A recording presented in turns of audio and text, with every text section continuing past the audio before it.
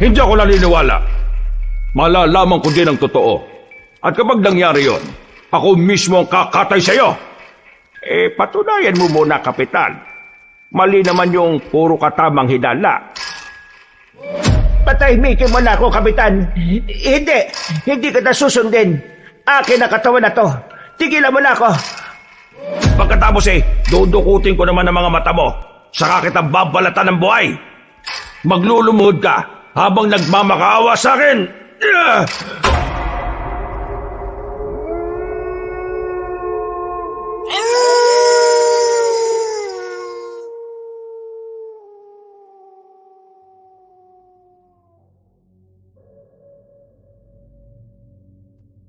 Ang pagkakaroon ng mataas na kaalaman sa pandama ay hindi palaging biyaya sa mga tulad ko. Totoong nakakaubos at minsan, hihilingin mo na lang na sana ay mawala ka na lang din ng pakialam na gaya ng iba. 35 years old na ako sa kasalukuyan at mag-isang itinataguyod ang munti kong mental health clinic. Isa nga pala akong psychologist. Pero dahil galing ako sa lahi ng mga albularyo, naisalin din sa akin ang kaalaman ni Itay sa makalumang panggagamot. Sisimulan ko ang kwento, Kabanong, nang mapagdesisyonan naming hanapin ni Itay ang inay ko na bigla na lang daw nawala ilang araw lang matapos akong ipanganak. Dinala kami ng desisyon namin yon sa lugar na babago ng tuluyan sa buhay namin. Itago niyo na lang ako sa alias Ranilo. Kabanong, mga kabangers at mga kayanggaw, ito ang aking kwento.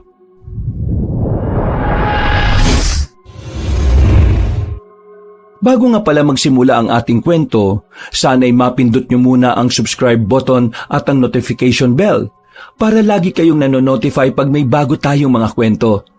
At huwag nyo rin kalilimutan mag-like at comment.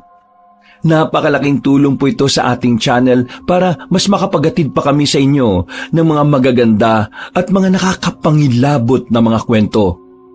At ngayon, sa ating pagpapatuloy.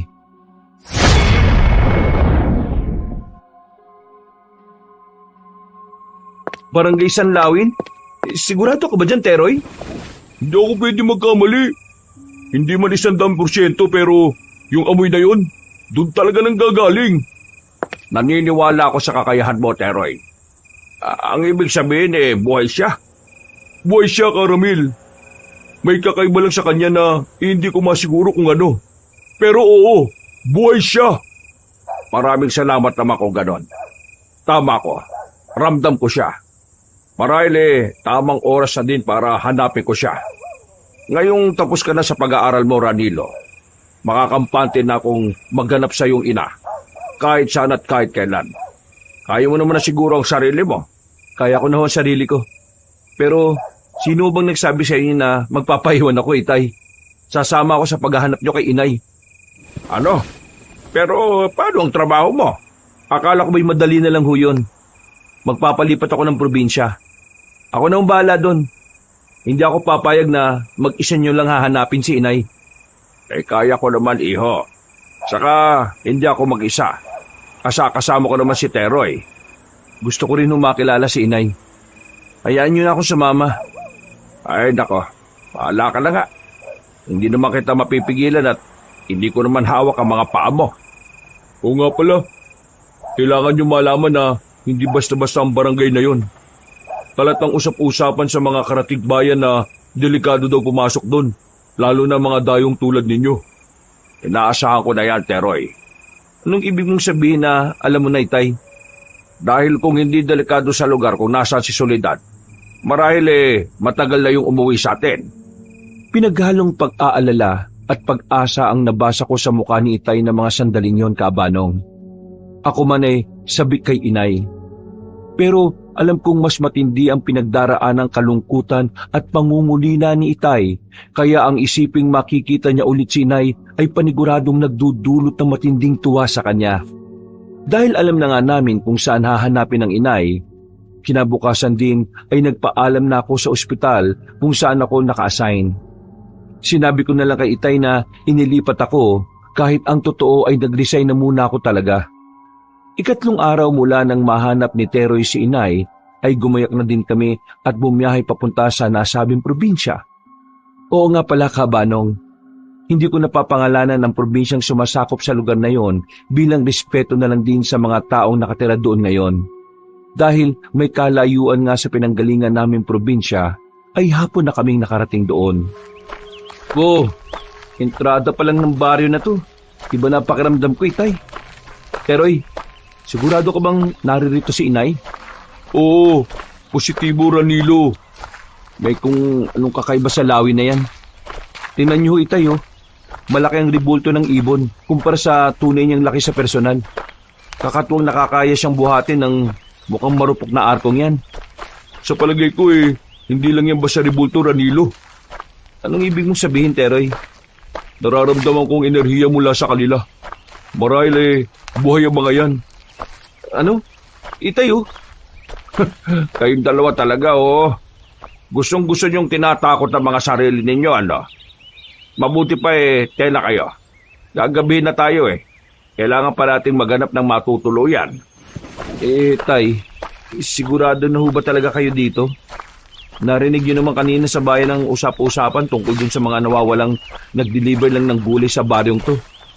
Iho, kung ako lang ang tatanungin mo, ang gusto ko lang talaga ngayon mahanap at makita ng inay mo. Pwede ka namang hindi na sumama kung hindi ka komportable. Hindi ho ba kayo natatakot? Paano kung mali si Teroy? Nakaanda ko sa lahat ng posibilidad, anak. Malakas ang kutob ko na mahahanap ko ang inay mo sa lugar na ito. Ni minsan hindi pa naman ako binigo ni Teroy, hindi ba? Hindi ka mabibigo, Karamil. Makikita mo na din siya matapos ang 2 dekadang mahigit. Nagpatiuna na si Itay. Agad naman sinundan yun ni Teroy. Ako naman ng mga sandaling yon ay atubili kung susunod ba o hindi. Ang bigat kasi talaga ng enerhiyang nasasagap ko. Kinailangan ko pang lakasan ang loob ko para lang humakbang at tuluyang lagpasan ng malaking arko. Pagpasok sa baryo, ay lalo lang akong nahirapan. Bumigat ang ulo ko at para akong biglang nahilo. Nahirapan akong balansehin ang katawan ko. Ramdam kong gumewang ako at hindi nakaligtas yun kay Itay. Ranilo, ayos ka lang ba, ha? Pwede ho bang huminto muna tayo, Tay, sandali? Para kasi ang nasusuka ako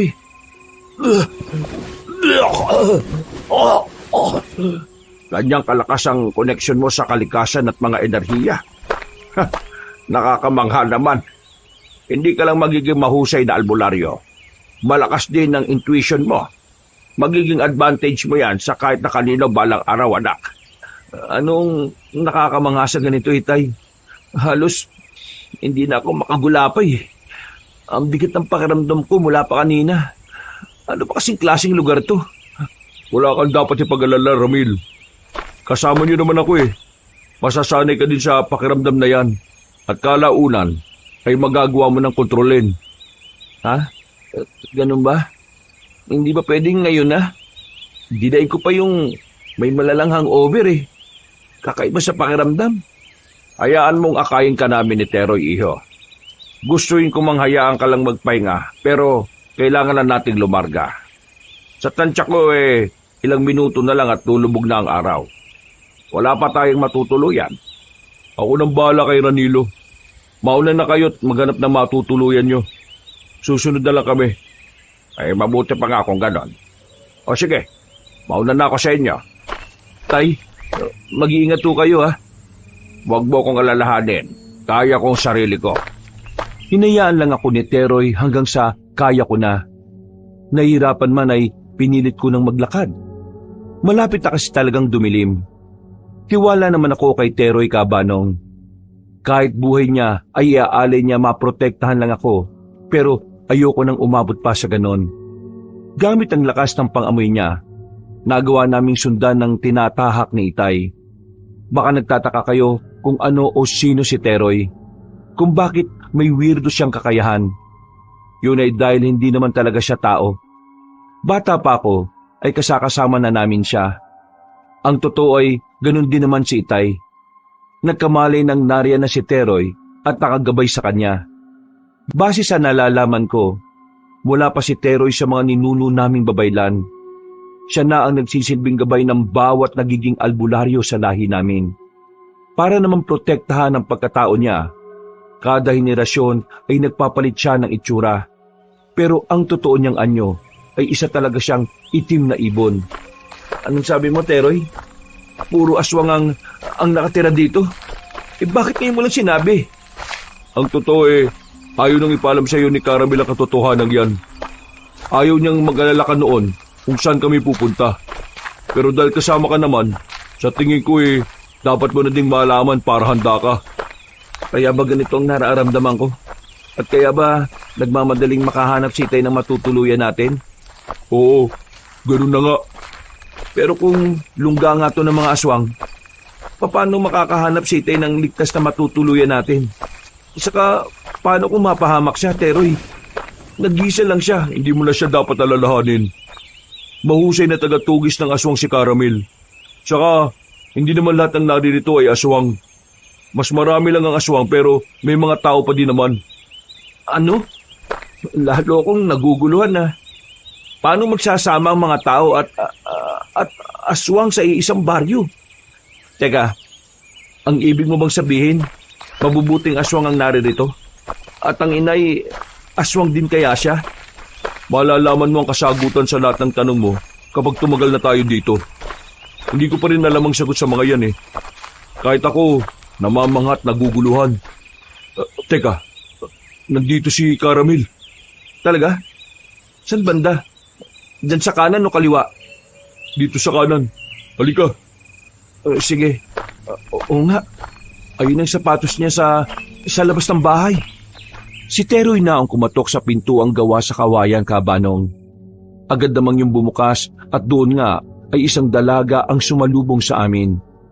Hindi ko masasabi kung anong reaksyon ang nasa mukha niya nang makita kami. Pinaglipat-lipat niya lang ang tingin sa amin pero hindi nagsasalita o nagtatanong man lang.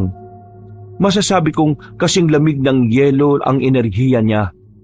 Nang banggitin ni Teroy na kasama kami ni Itay, sakalang walang pagdadalawang isip na binuksan nito ng malaki ang pintuan.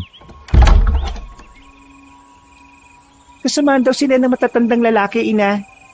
Ganun ba? Ay sige, papasukin mo sila. Tuloy daw kayo. Naroon na matandang lalaki, Ramil ang pangalan ng tatay ko. Maraming salamat sa pagpapatuloy. Radilo, yung matandang babae, siya yun. Ha? Siya si Soledad. Ano? Siya ang... Kilala mo si ina? Oo, Binibini. Siya ay walang iba, kundi ang ina. Dito na muna tayo pansamantalang manunuluyan, Ranilo. Teroy, magbabayad ako ng upa sa isang bakanting kwarto nila. Nakita ko na kanina, kasya naman tayo doon. Ano na nga ulit yung sinasabi mo, mataba at maitim na binata? Huh? Mataba at maitim na binata? Iha, pasensya ka na ha. Nahilo lang sa biyahe ang mga yan kaya mukhang wala sa wisyo. Wala naman silang ibang gustong sabihin. Lalong hindi namin kilala si Soledad. Tay? Atena, makapagpahinga na tayo. Soledad, maraming salamat ulit sa pagpapatuloy mo sa amin ha. Malaking tulong ito sa pagsisimula namin ng bagong buhay dito. Hayaan mo, sa oras na makabili ako ng lote na tatayuan ng bahay, makakalipat naman kami kagad. Ano ka ba naman? Hindi naman kayo titira ng libre dito. Wala kang dapat ipagpasalamat. Ang totoo niyan ako ang dapat magpasalamat sa inyo. Makakatulong sa aming mag-inang ibabayad ninyo. Ay, ganun ba? Oo nga pala. Ito ang paunang bayad. Ang bilis mo naman. Hindi ka pa nga sigurado kung magugustuhan yung tumira sa baryong ito Sigurado kung tatagal ako dito, Soledad. Siya, ikaw ang bahala. Paano? Magluluto na muna kami. Sumabay na kayo sa hapunan namin mamaya, ha? Oo, sige. Maraming salamat. Litong-lito ko sa mga nangyayari ng sandaling yung, Kabanong. Kung siya nga ang nanay ko, hindi ganong klase ng senaryo ang inaasahan ko sa unang beses na makakaharap ko siya. Mas emosyonal at makabagbag damdamin ang makikita ko. Aaminin kong kahit pinalaki ako ni Itay ng busog sa pagmamahal, may parte pa rin ng puso ko ang hindi nagawang punan yon. At yon ay ang kasabikan sa yakap ng isang ina. Kung ano nga ba ang pakiramdam na mayakap niya? Nang tingnan ko si Itay, ay nabasa ko ang lungkot sa mga mata niya. Magkakahalo ang emosyong nakikita ko doon, pero may isang mas nangingibabaw. Ang tingin ng pagbabanta. Hindi nagbabanta sa masamang paraan, kundi para bigyan kami ng senyales at pigilan kami ni Teroy na magtanong o magsalita pa. Dahil doon ay isa lang ang nasiguro ko. May pinagtatakpan siya. O mas maiging sabihin na may pinoprotektahan. Lahat ng yon ay nasagot naman nang nakapasok na kami sa magiging kwarto namin. Kaya pala ako, parang may kakaiba sa kanya. Ano kayang dahilan at nakalimutan niya na kayo? Ha, Caramil? Hindi ko pa rin alam, Teroy. Kung hindi ako nagkakamali sa tansya ko halos kaedad ko lang yung babaeng yun, Tay. Anong ibig sabihin nun? Ranilo, isa lang ang nasisiguro ko. Hindi ako magagawang pagtaksila ng iyong ina. Yung pagkawala niya ng alaala, yun palang kaduda-duda na. Itay, paano naman kayo nakasisiguro na nalimutan niya na kayo? Paano kung nagpapanggap lang siya para pagtakpan ng naging kasalanan niya? Ranilo, kung may nakakilala man sa inay mo, ako yon. At sinasabi ko sa iyo ngayon na hindi siya ganong klase ng babae. Isa pa, siya pa din ang nanay mo kaya respetuhin mo siya. Lalo na't hindi pa natin alam ang buong kwento. Pasensya na ho kayo, Itay. Nadadala lang ho ako siguro ng emosyon ko. Nababahala ko matapos kong malaman kung gaano kadelikado ang sinuong natin para lang mahanap siya. Pagkatapos, ganito pa ang dadatnan natin. Ay, Teroy, ikaw talaga wala nang maililihim sa iyo wala akong dapat na paglihiman sa inyo ni Ranilo. Parehas niyo akong gabay. Wala na akong sinabi. Huwag na ho kayong magalit kay Teroy, Itay. Malaking tulong sa akin na sinabi niya ang kakaharapin natin sa baryong ito. Hindi naman ako galit, iho.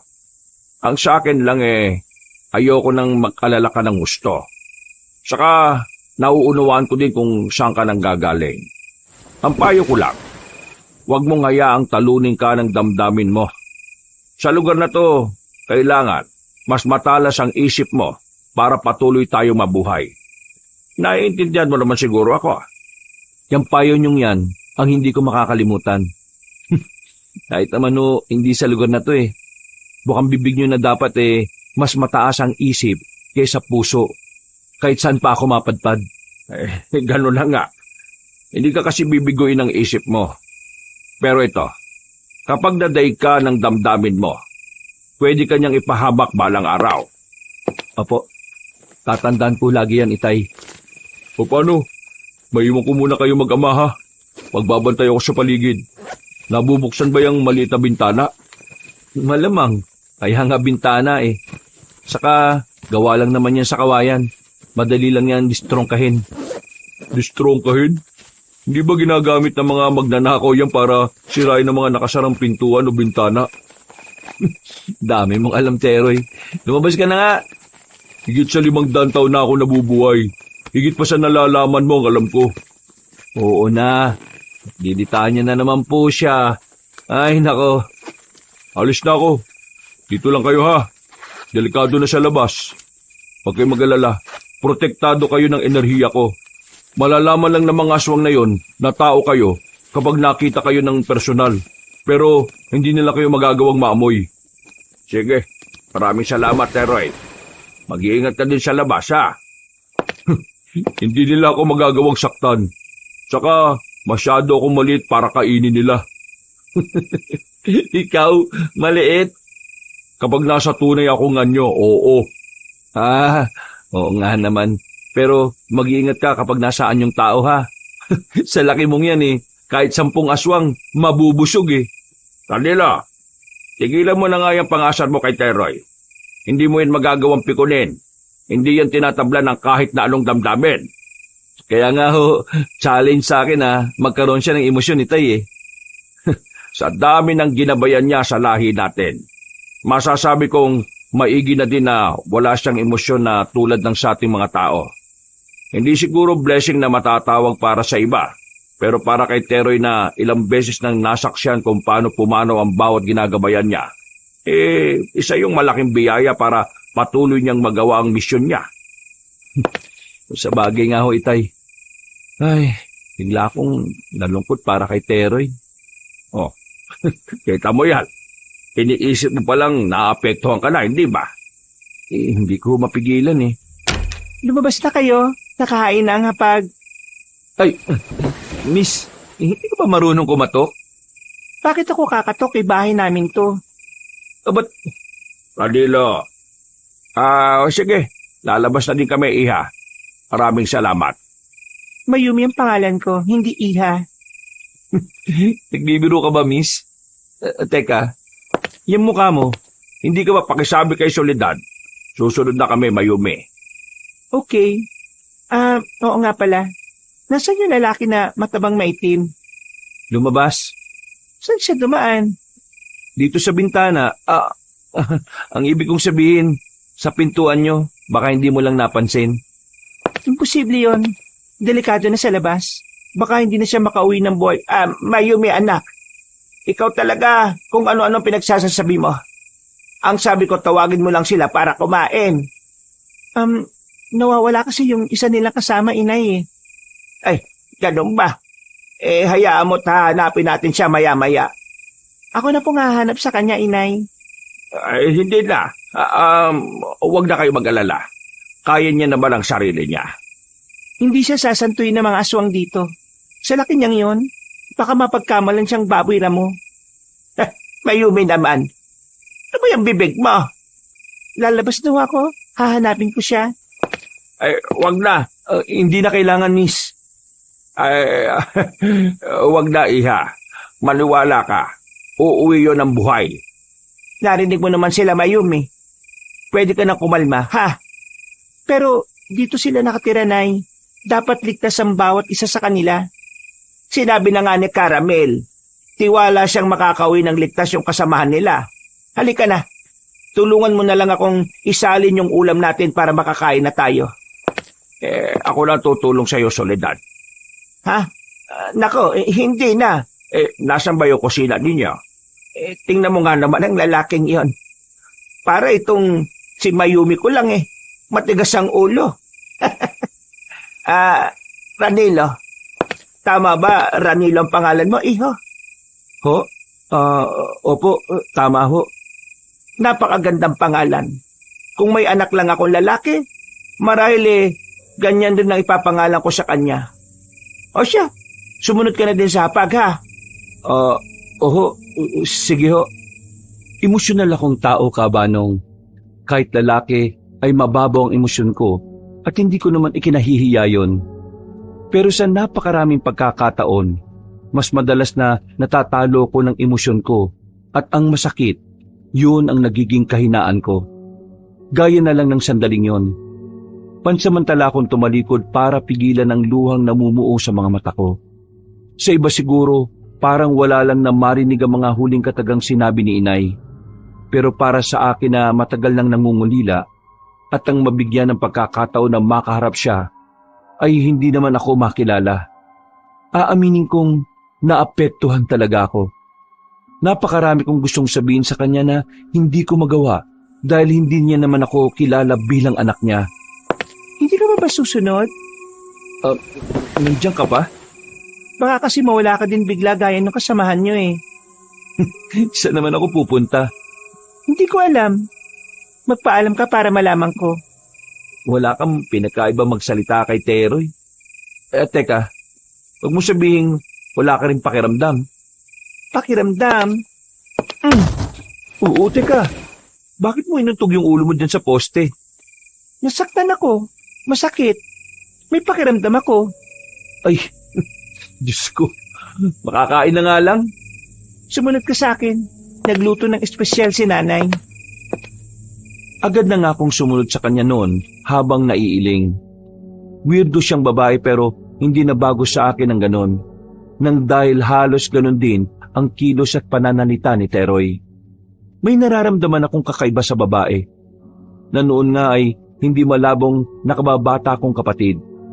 Hindi ko lang ma-pinpoint kung ano yon. Siguro kapag matagal ko pa siyang makakausap o makakasama, masasabi ko na. Sapag ay inabutan ko pang nagtatawanan sina Itay at Inay. Parang may kung anong kumurot sa puso ko. Kung hindi ko lang nalaman ang kalagayan ng sarili kong ina, iisipin ko na masaya silang nagmamahalang dalawa.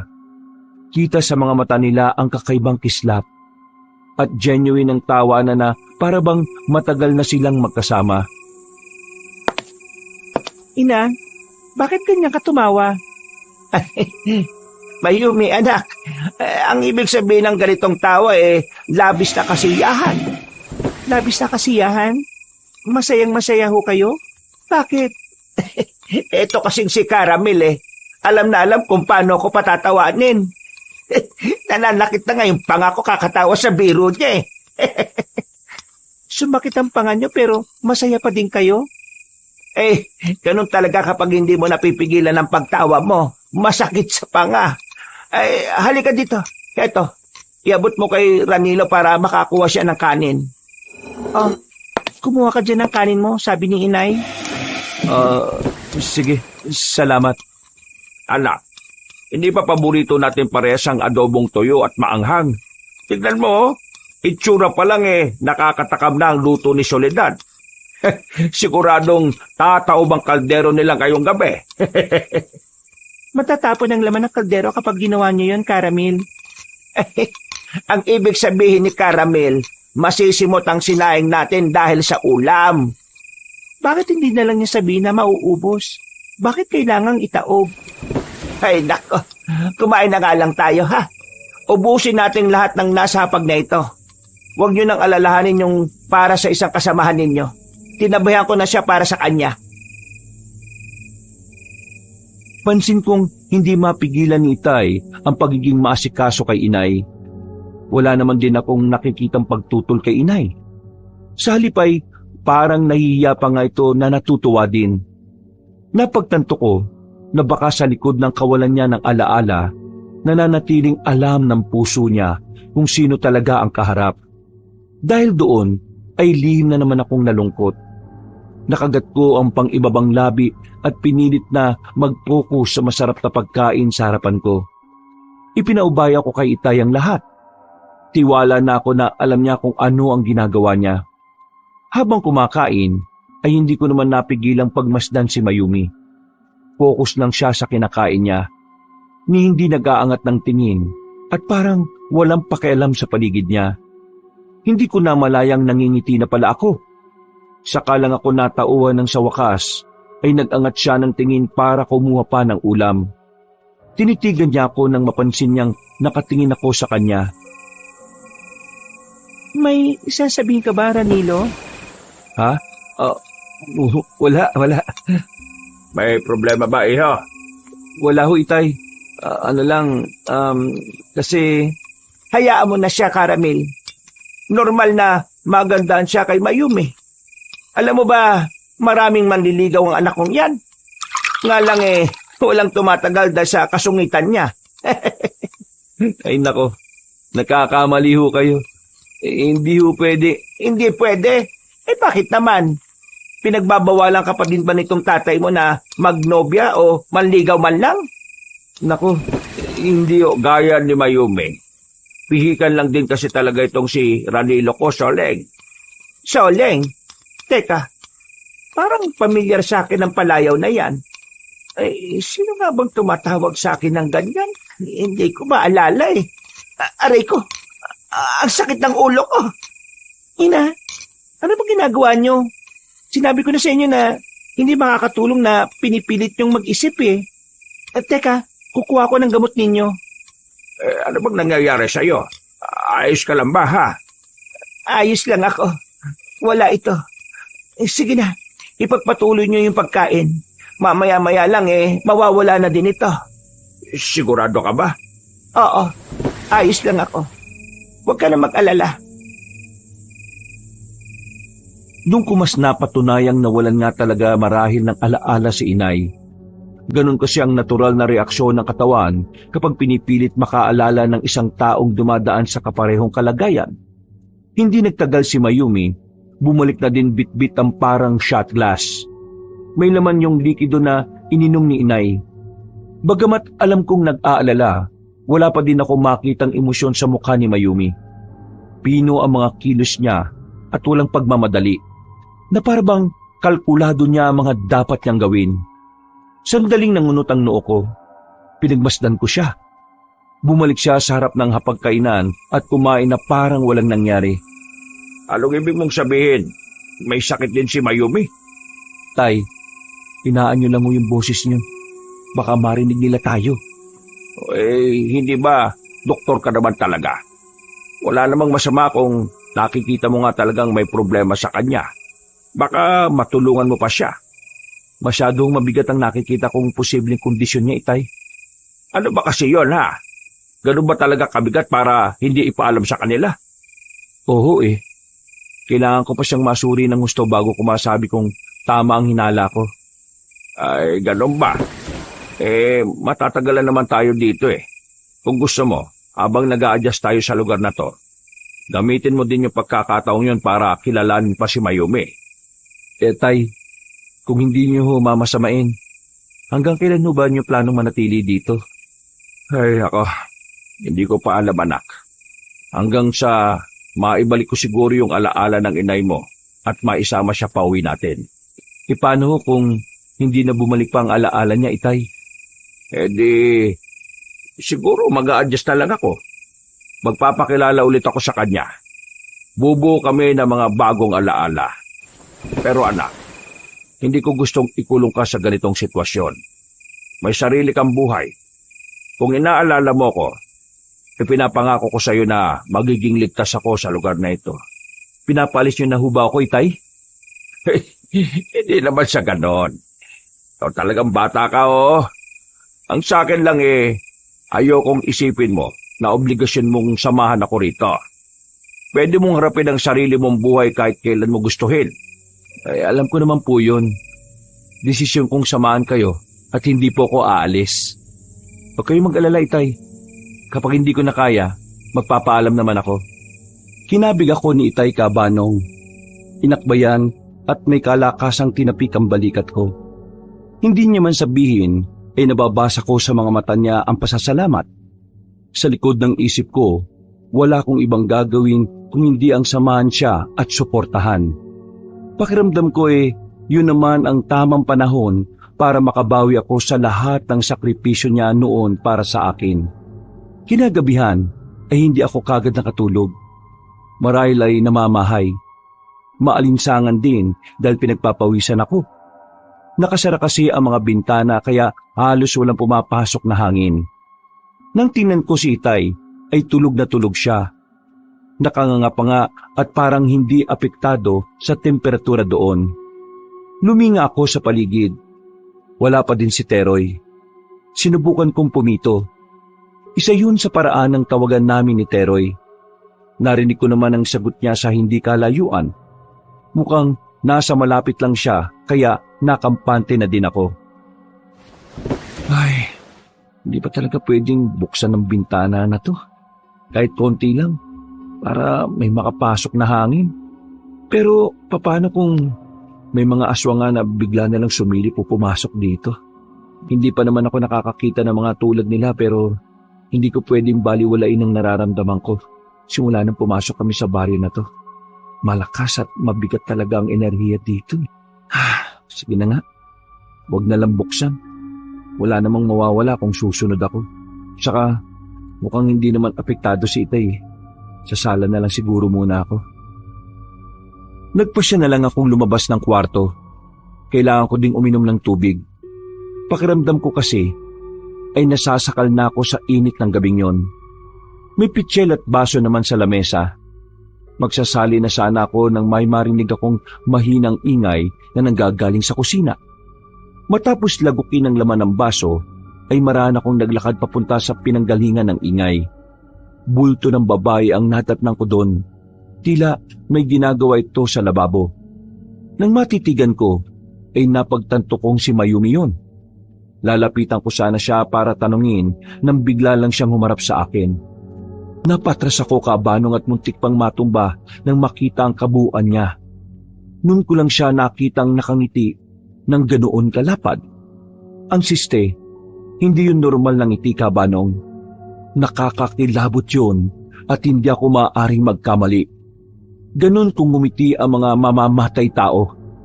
Idagdag pa na duguan ang damit niya at mukha habang hawak ang nooy duguan ding matalas at malaking kutsilyo. Mayumi, anong ginagawa mo dito? Bakit may hawak ka na kutsilyo? Gising ka pa, Ranilo? Ha? Hindi, ang ibig kong sabihin, oo. Nagising lang ako dahil mainit eh.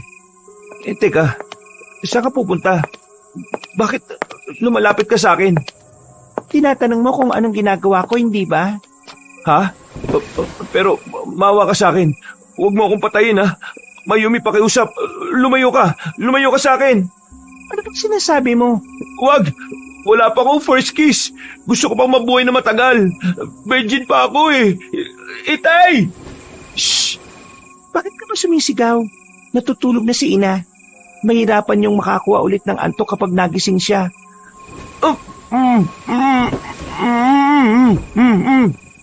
Sinabi ko lang tumigil kay. Ano ba? Mayumi, anak. May naririnig akong ingay. Ano ba yon? Oh, anong ginagawa niyo dyan? Inay! Papatayin niya ako! Inay baka mo? Tinawag mo kong inay, iho? Ho? Ang ibig kong sabihin, Aling Soledad. Natakot ka ba nitong si Mayumi, ha? Ay, nako, pasensya ka na. Hindi yata kita nabalaan kanina. Tuwing ganitong araw at oras kasi siya nakakatay ng kambing na pang-stock namin sa pangbenta namin sa bayan. Kambing? Kambing ho ang kinakatay niya, Aling Soledad? Oo, ganun nga. Mahusay kasi siya sa gawain yan, iho. Bakit ka nga pala gising pa? Nauhaw lang po ako. Pasensya na ho kung naging maingay ako. Akala ko kasi... Mukhang takot na takot ka nga eh. Ayan at namumutla ka pa. Halika nga rito. Sigurado kung mapapakalma ka ng yakap. Ho? Tuluyan akong nilapitan ni Inay at niyakap. Marahan niya pang tinapik-tapik at hinaplos ang likuran ko na parabang isa kong musmos na bata at inaamo. Halos yumukyuk na ako noon sa balikat niya. Hindi ko man nagawang iganti ng yakap ang mga braso ko dahil sa gulat. Aaminin ko na kakaibang comfort ang naramdaman ko ng sandaling yon. Ilang beses pa akong napalunok. Para akong nablangko at natuod sa kinatatayuan ko, Kabanong. Namalayan ko na lang na tumutulo na pala ang mga luha ko.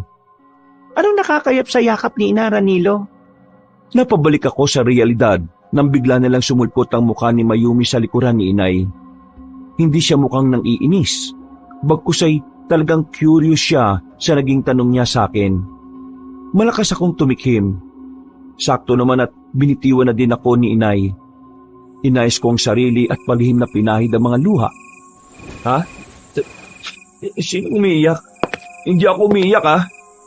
May luha kanina mga pisngi mo eh. Ha? Hindi. Hindi luha yun. Baka sipon yung nakita mo.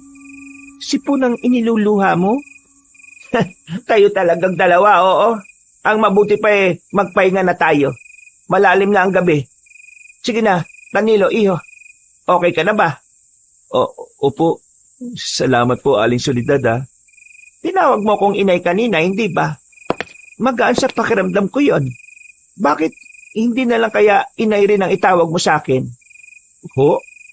Simula ngayon ha, inay na din ang itatawag mo sa akin. Aba eh, bagay naman kayo nitong si Mayumi ko eh. Magpahinga na ho kayo, ina. Hindi kayo pwedeng magpuyat. Oo, na. Alam mo namang hirap akong makahanap ng antok, hindi ba? Yung mga laman loob nga pala at dugo ha, naitabi mo ba? Oo, isasalin ko na lang sa lalagyan ng mga yon. Nakaharang kasi kanina pa si Ranilo sa cabinet eh, kaya hindi ko makuha yung mga baunan. Ay siya, tapusin mo na yan at magpahinga ka na rin ha. Nang tingnan ko kung saan niya kinuha ang mga baunan, doon yun sa kinatatayuan ko kanina. Nahiya akong nagyuko ng ulo. Ang akala ko pa naman ay aatakihin niya ako kaya siya lumalapit. Nakagat ko ang pang-ibabang labi. May nalasan ako doon. Lasang kalawang. Saka ko lang naalala na yung madugo nga palang kamay ni Mayumi ang ipinangtakip niya kanina sa bibig ko. Halos masuka-suka ako noon pero hindi ko na lang ipinahalata sa kanila. Nang pabalik na ako sa kwarto namin ni Itay, ay binasa ko ang ibabang bahagi ng suot kong damit saka yun ipinunas sa buo kong mukha. Kinabukasan, Sino ba yung kumakatok at kulang na lang sirain yung pinto? Ranilo anak, buksan mo nga. Nagsasalin ako ng tubig na mainit Ako na Ramil, dito lang kayo ha. Soledad, ilang beses ba akong kakatok bago ka magbukas ng pintuan, ha? Ay, Kapitan, ano magandang balita at napatpat ka sa pamamahay ko? Magandang balita. Ano itong naririnig ko na nagpatuloy ka daw ng dayo rito? Dayo, kanino mo naman narinig ang balitang yan? Madalas ka kasing maniwala sa mga sabi-sabi. Huwag mo nga akong pinaglololoko, Soledad. Hindi ba isa sa maigpit kong bili na kapag may dayo, dediretso sa barangay, sa opisina ko? Tanga ka ba at hindi mo naintindihan yon, ha? Leng, may problema ba? Karamil, wala ito. Doon na lang kayo sa loob at ako nang bahala rito. Ikaw pala yon. Balita ko may kasama ka pang dalawa. Nasaan sila? Pasensya na pero sino ka nga? Hindi mo ako kilala. Sa lahat ng naririto sa barong ito, ikaw lang ang hindi nakakakilala sa akin, Hunghang. Pasensya ka na ha. Gaya nga lang nasabi mo kanina bago lang kami rito. Tama. Kapatid ko siya na galing pa sa malayong probinsya. Kasama niya ang dalawa kong pamangkin. Naninibago lang sila dito pero hindi sila dayuhan. Dito na kami pinanganak at lumaki. Sila ang isinama ni Itay sa probinsya niya kaya ngayon lang kami nagkita-kita. Kahit na, dapat dinala mo pa din sila sa barangay. Wala ka na ba talagang respeto sa akin, ha, Soledad? Baka nakakalimutan mo. Utang mo ang buhay niyo sa akin ng anak-anakan mo. Hindi ka lang kasi makapaghintay, Kapitan Gabing-gabi na sila dumating kahapon. Ngayong umaga ko na sana sila dadalhin doon para ipakilala sa iyo. Ang kaso mas mabilis pa yung mga mata at alaga mo sa utak mo kaya ayan. Ikaw patuloy ang sumadya sa akin dito. Mag-aalmusal pa lang sana kami. Gusto mo bang sumabay na kumain sa amin? Pweh, hindi bale na lang. Siguraduhin mo lang na dadalhin mo sila sa barangay mamaya, ha? Doon ko sila kikilatisin. Saka palang umalis ang may edad na lalaki, Kabanong. Matalim ito kung tumingin. Ni hindi ko siya natagalan dahil sumakit ng husto ang ulo ko simula nang dumating siya. Nararamdaman ko na lang na nagkalat na pala ang langis sa dibdib ko. Galing yun sa maliit na botelyang palawit na pangontrang kwintas na suot ko. Marasa kong napasulyap ulit sa papalayong grupo ni Kapitan. Siya yun. Siya ang dahilan ng pagbula ng langis sa kwintas ko at dahilan ng matinding pagsakit ng ulo ko. Naikuyong ko ang kamao ko. Hindi ako pwedeng magkamali. Isa siyang malakas na enerhiyang kumokontrol sa baryo na yon.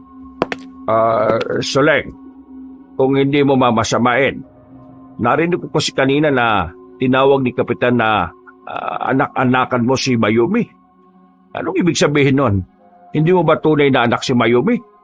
Sandaling katahimikan ang namagitan sa amin ng umagang yon, Kabanong. Hindi kumibo si Inay. Tila tinatansya kung sasagutin ba si Itay o hindi.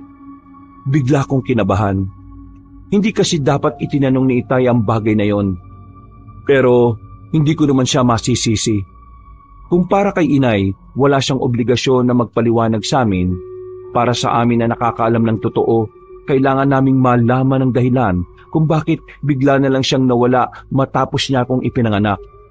Bukod doon, kahit ako ay curious din kung kapatid ko nga ba talaga si Mayumi.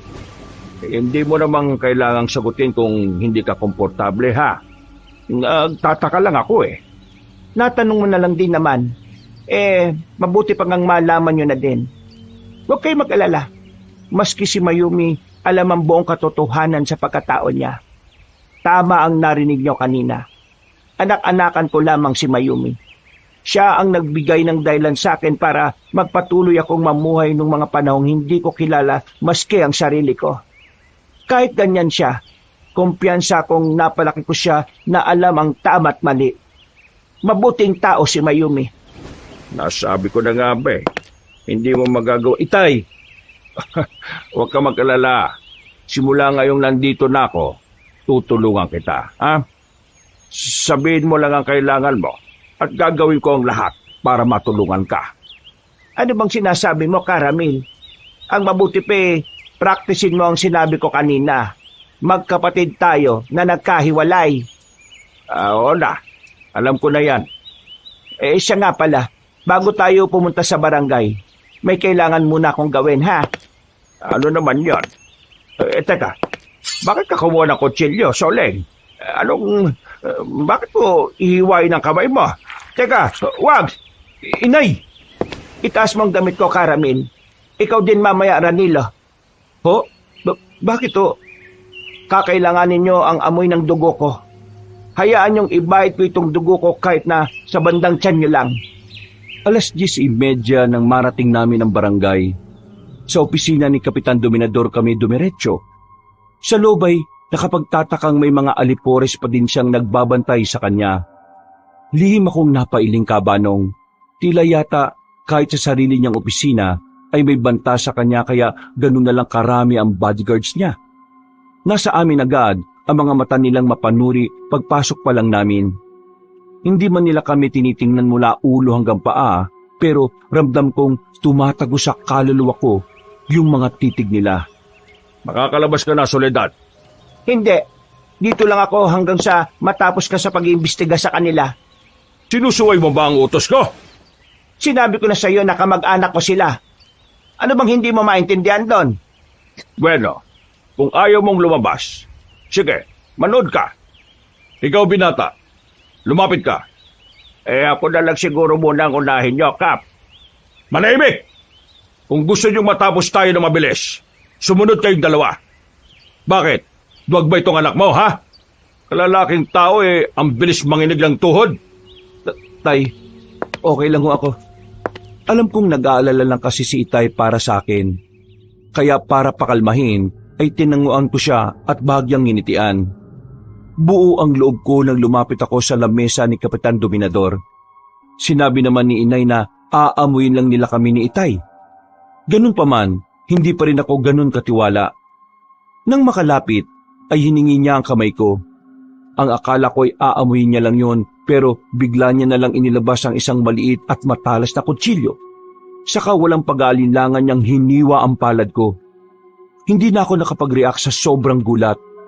Napatiimbagang na lang ako habang pinapanood ang pagtulo na masaganang dugo mula doon. Huli ko na din naramdaman ang matinding kirot. Panabayan na napasigaw si Itay at Inay nang makita ang ginawa ni Kapitan. Tangka pa sana silang lalapit sa akin nang bigla na lang humarang ang mga alipores ni Kapitan. Nakandang sumalakay sa isang utos lang ng amo nila. Kapitan, hindi mo kailangang gawin yan. Ang sabi mo... Oh, ano bang akala mo sa akin, Soledad? Tanga! Amoy na amoy ko ang dugo mo pagpasok nyo pa lang. Akala ko ba matalino ka?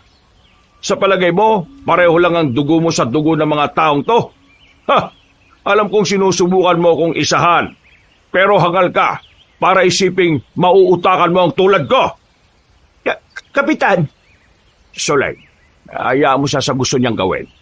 Siya din naman ang mapapaya sa ginagawa niya. Ha? Anong...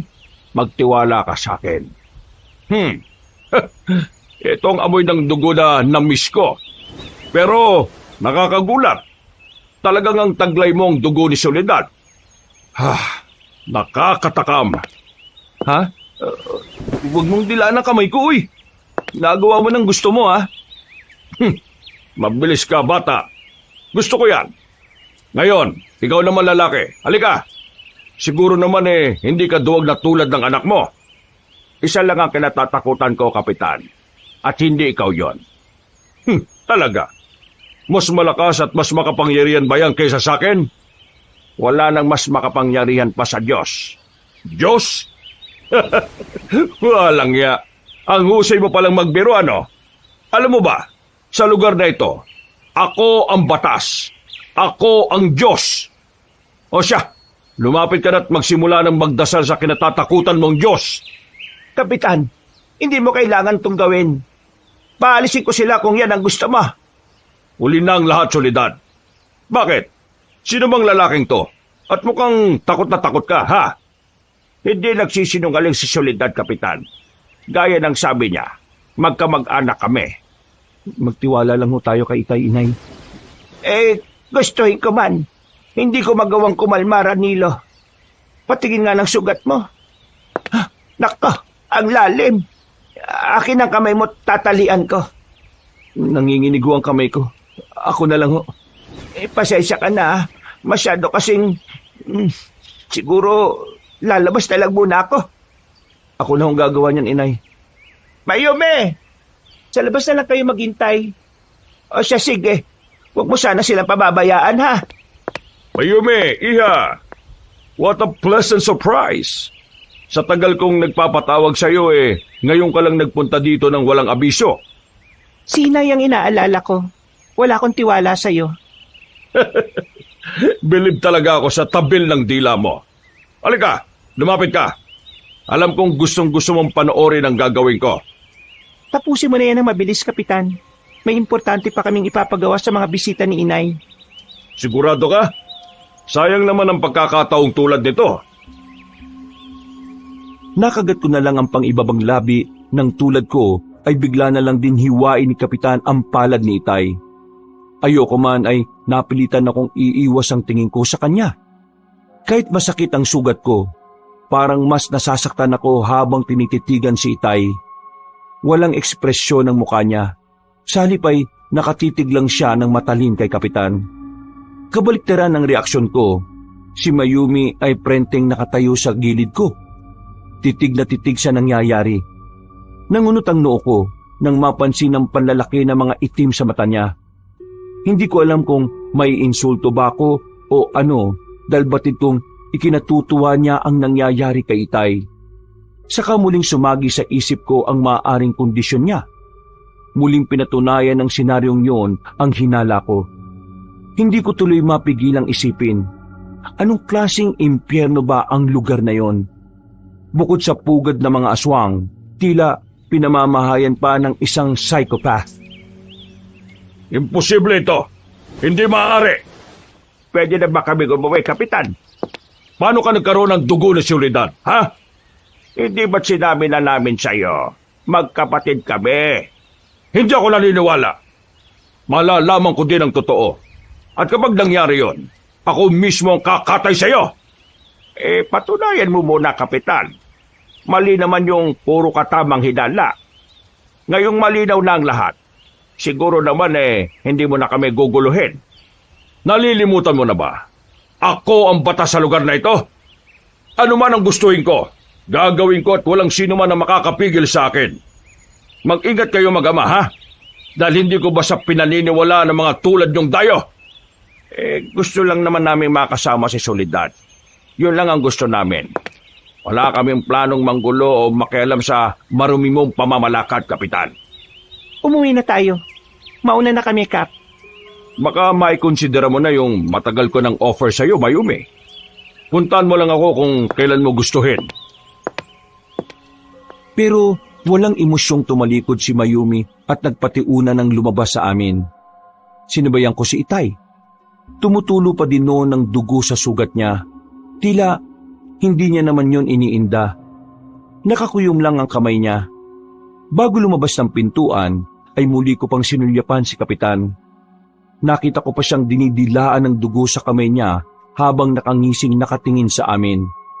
Aaminin ko, Kabanong, nakakakilabot ang mga nangyayari sa amin. Sa buong buhay ko, hindi sumagi sa isip ko na mamumuhay ako at makikisama sa mga taong tulad nila. Isa akong doktoro sa pag-iisip. Karamihan sa tulad ko ay hindi naniniwala sa mga nilalang na tulad ng aswang o tao na kumakain ng karne ng kapwa-tao. Pero sa kanila, isa lamang yung kondisyon sa pag-iisip na pwedeng magamot o mapigilan. Pero dahil may gabay kami na tulad ni Teroy, na bagamat hindi naman kumakain ng karne ng tao, batid kong hindi rin siya galing sa mundong ito, na totoo ang tulad nila. Paano nangyari na may dugo kong nananalaytay dyan sa ugat mo, ha, Karamil? Mahalaga pa ba yon?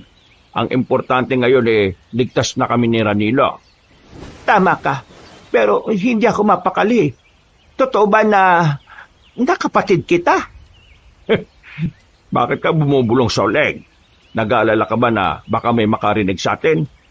Oo, alam kong hindi tayo lulubayan ni Kapitan. Paniguradong may itinanim na siyang mata at tenga niya sa paligid ng bahay. Huwag ka mag-alala. Nagpalagay na ako kay Teroy ng proteksyon natin laban sa kanila. Maririnig nila tayo pero hindi nila yon maiintindihan. Talaga? Nagagawa mong kontra ng pandinig ng mga malalakas na utusan ni Dominador? Balang araw, ipagtatapat ko din sa iyo ang lahat, Soleg. Sa ngayon, ang gusto ko lang maging maayos at masaya tayong magkakasama. Okay lang ba din yun sa iyo? Alam mo, hindi ko rin maintindihan kung bakit ang payapa ng puso ko kung kasama ko kayo. Sabihin mo nga sa akin, matagal na ba tayo magkakilala, ha? Kilala mo ba ako? Kamag-anak ba talaga kita? Soleg, huwag mo na munang isipin yon, ha? Pakiusap. Alam ko, nararamdaman ko. Inay, sasakit na naman ang ulo nyo. Itigil nyo na yan.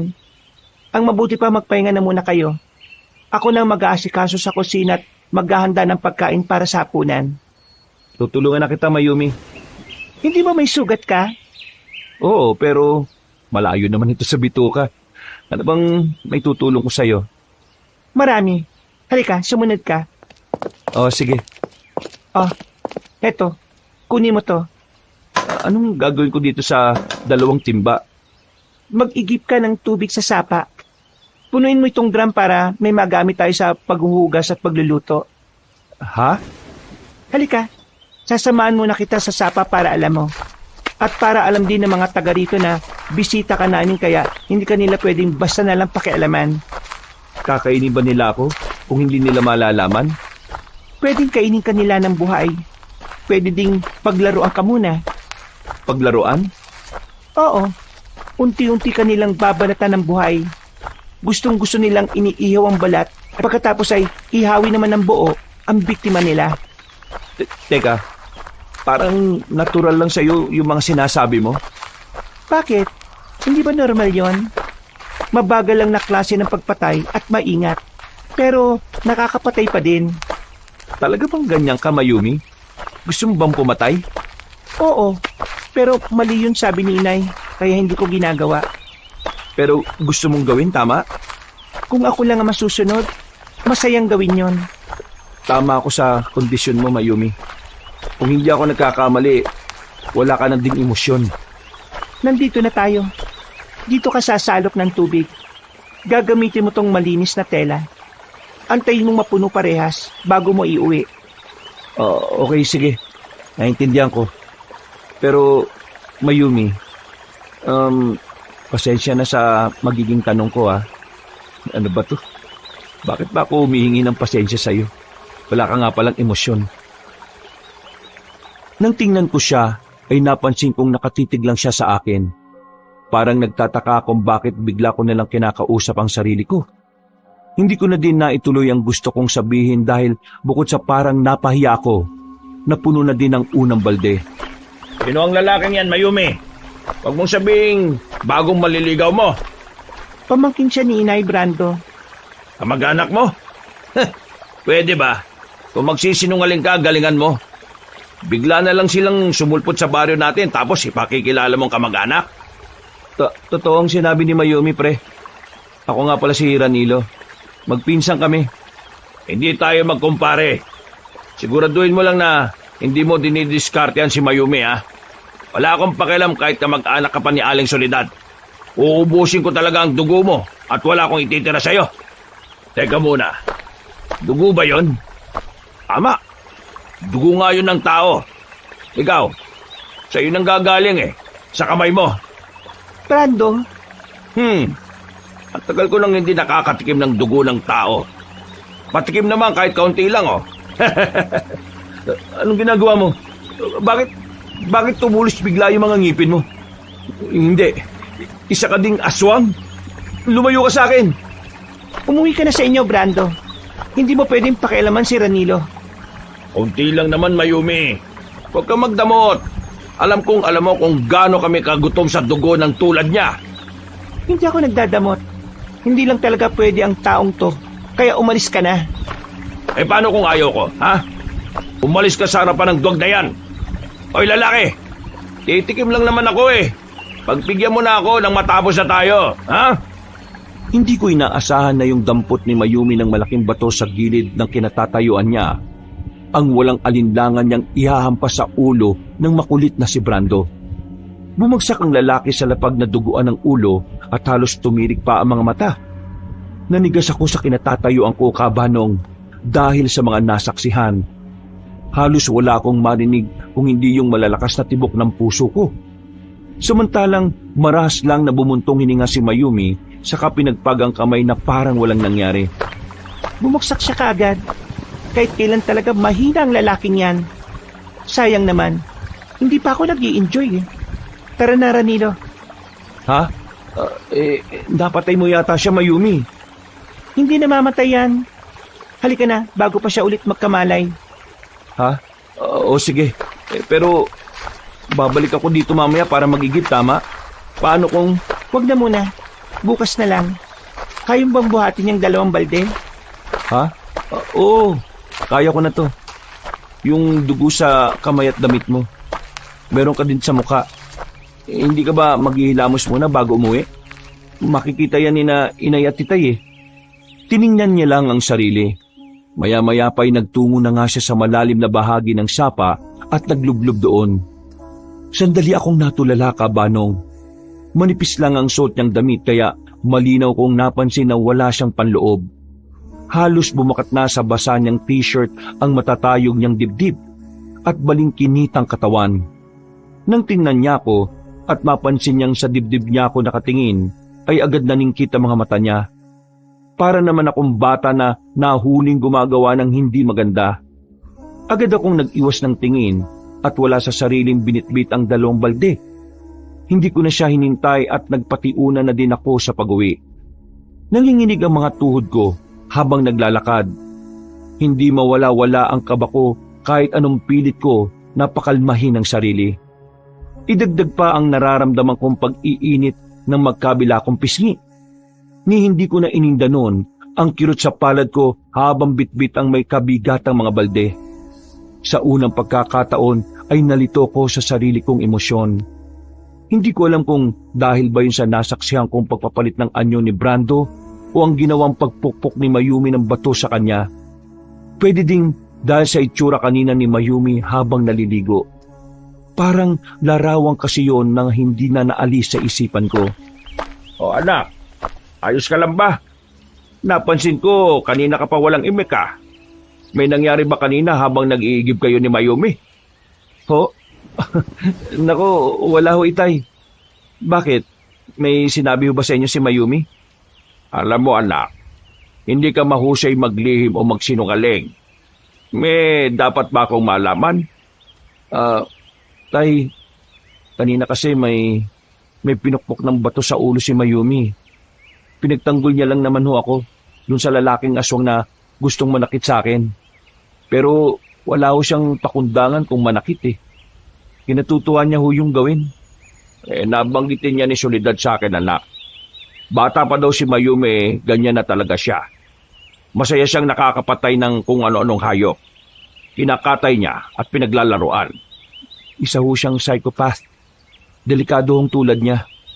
Delikado kung hindi nagabayan ng tama. Pinalaki siya ng maayos ni Soledad anak. Hindi tayo dapat matakot sa kanya. Lalo ka na. Hindi ba ginagamot mo ang tulad niya? Oo, Itay. Nagagawa namin silang bigyan ng gamot para limitahan sa kagustuhan nilang maging marahas. Pero magagawa ko lang ho yun sa taong willing humingi ng tulong sa akin. Pasasan ba't mahuhuli mo din ang loob ni Mayumi? Magtiwala ka lang sa kakayahan mo. May dahilan kung bakit tayo napunta sa lugar na ito. Tumango ako at alanganing ngumiti kay Itay. Alam kong delikado ang tulad ni Mayumi. Hindi siya aware sa damdamin ng kaharap niya. Niwala siyang pakialam sa kapwa at anumang oras na gustuhin niyang manakit o pumatay ay magagawa niya. Pero hindi ko maintindihan kung bakit hindi ako natatakot sa kanya. Ang totoo ay mas natatakot pa ako dahil hindi niya naman pala napatay yung halimaw na yon. Malaki ang posibilidad na balikan kami noon at gantihan. Oo nga't may gabay naman ako. Alam kong nakabantay lang sa amin si Teroy palagi pero hindi ako sigurado kung sa susunod na makaharap ko si Brando ay kayanin ko pa. Lalo na kung nag-iisa lang ako. Nakakayamang aminin pero totoong duwag pa ako ng mga panahong yun, Kabanong. Hindi ko pa kasi masyadong niyayakap ang tapang ng isang tagapagmana ni Itay ng karunungan niya bilang albularyo. Kontento at masaya na ako noon sa sarili kong kakayahan. Kumpirmado ba yung mga nakalap mong impormasyon, Teroy? Oo, Karamil. Pinatunayan yun ng mga matatanda sa baryo na to. Halos kasabayan na sila ng mga magulang ni Soledad. Gayon din ang mga nauna pang kamag-anakan nila. Bukod doon may mga proteksyon sila, kaya hindi sila nagagawang hawaan ni Kapitan ng pagkaaswang. Si Kapitan? Bigla na lang bumaba sa pwesto niya noon bilang kapitan si Soledad. Ipinalit niya si Dominador. Marami ang nagalit sa kanya dahil sa ginawa niyang yun. Pero bakit? Ikaw nang bahalang umalam ng tungkol dyan, Karamil. Hanggang dyan lang ang nalaman ko. Ayaw na din nilang magsalita ng higit pa dun O siya, sige. Ako nakakausap sa kanila. Hindi ba mas mapapadali kung direkta mo nang itanong yan kay Soledad? Tama ko si Teroy, Itay. Mas mabuti kung kay inay nyo na ho itanong ang tungkol sa bagay na yan. O sige. Hahanap ako ng tiyempo, Teroy. Ipagpatuloy mo lang ang pagmamanman kay Kapitan, ha? Ibang kutob ko sa kanya Sigurado ako na gagawa ng paraan yung para masaktan kami o mapaalis sa baryong ito. Huwag kang mag-alala, Karamil. Ako ang bahala. Siya nga pala, Teroy. Nakakakain ka naman ba ng maayos? Hindi.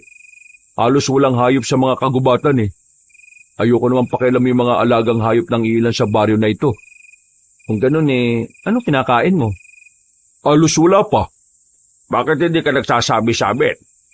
Kaya pala parang nangayayat ka. Natis mong walang kain, Teroy. Naghahanap din naman ako. Huwag niyo kong alalahanin. Makakatsyempo din ako na makakain ko. Huwag ka munang umalis. Dadalang kita na makakain mo. Hindi ko na siya hinintay na magsalita, Kabanong. Lumabas na ako ng kwarto at naghanap ng sariwang karne sa kusina. Madaling araw pa lang noon. Ganong oras kasi kung bumalik si Teroy para sigurado siyang tulog na din si Mayumi at si Inay. Madalas ay ina-update niya kami sa lagay ng baryo at kung may mga banta ba sa paligid. Hindi ko naman inaasahang dadatnan ko si Inay sa kusina. Nung una, ang akala ko ay umiinom lang siya ng tubig. Lumapit ako para makahingi na din ng kakailanganin ko. Pero hindi ko inaasahan ang susunod niyang ginawa.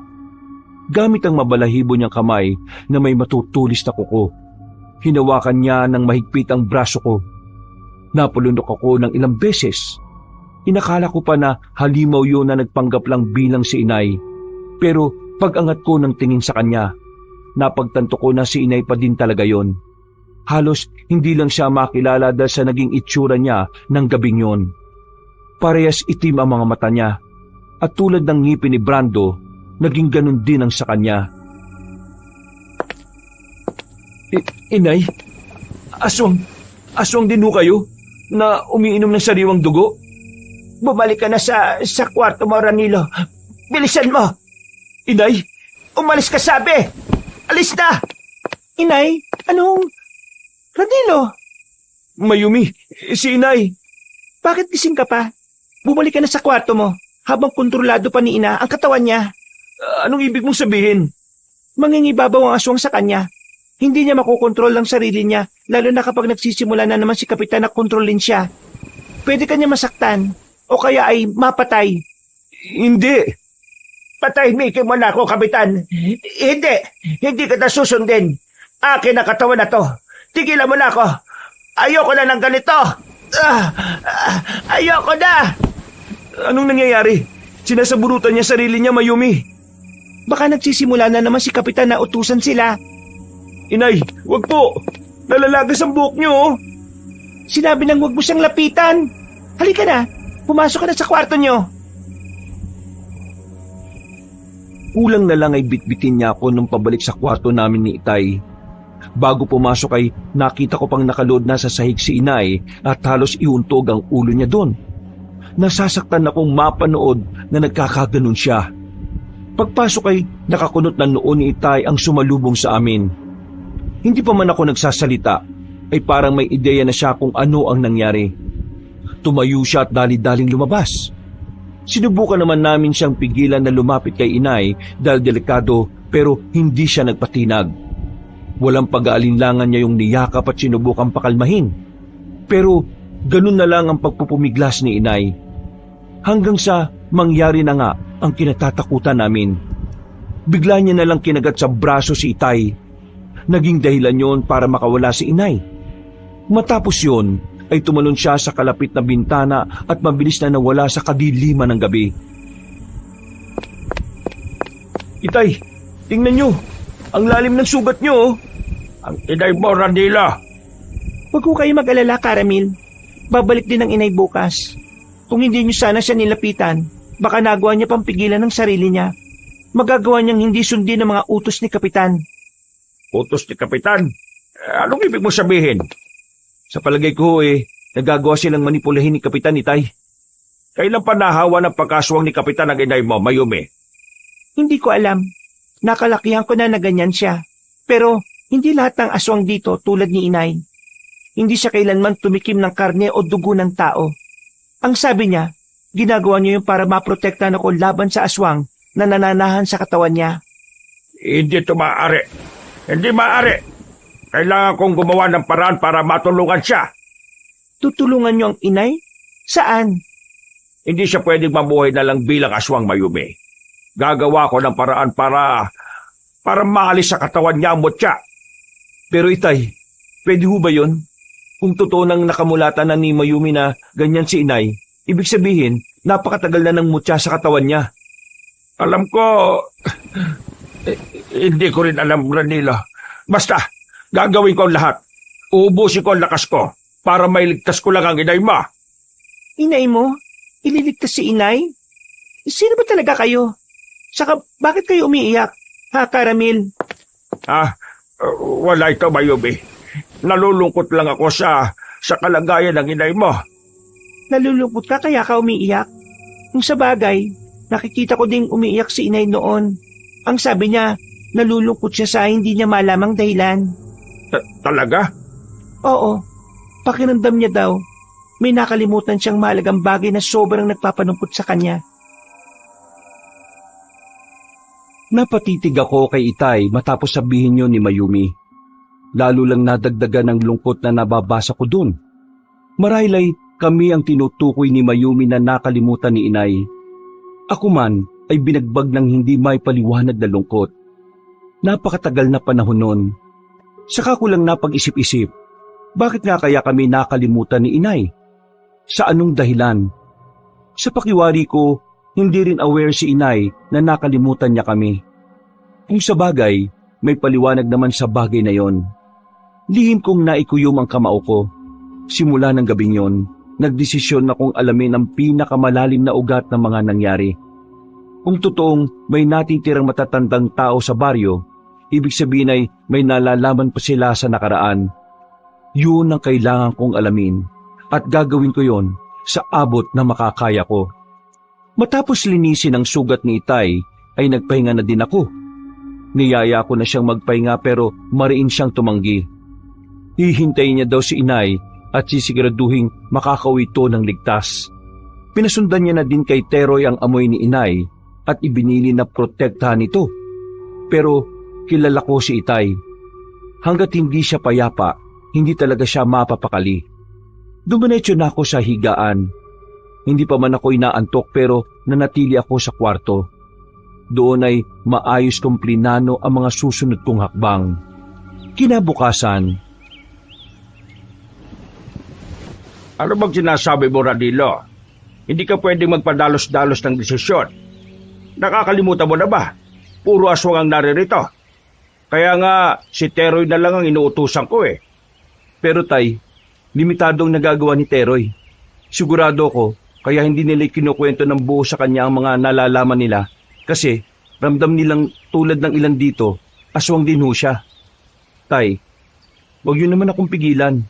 Buo na loob ko eh. Gusto ko ho kayong tulungan ni inay. Naalala lang naman kita. Hindi ako sigurado kung sapat ang proteksyon mo. Napakarami nila eh. Nagtitiwala ho ako sa bigay niyong proteksyon. Gaya ng nagtitiwala din ako na hindi ako magagawang pabayaan ni Teroy, Itay. Sigurado ka ba talaga? Sa oras na lumabas ka dyan hindi ka na pwedeng umatras. Para sa kaliwanagan natin, Itay. Umaasa din ako na sa gagawin ko. May ambag man lang ako sa plano niyong pag-alis ng mutya kay inay. O siya, sige. Mukhang hindi na rin naman kita mapipigilan pa eh. Eto, dalhin mo na lamang ito. Ano ito?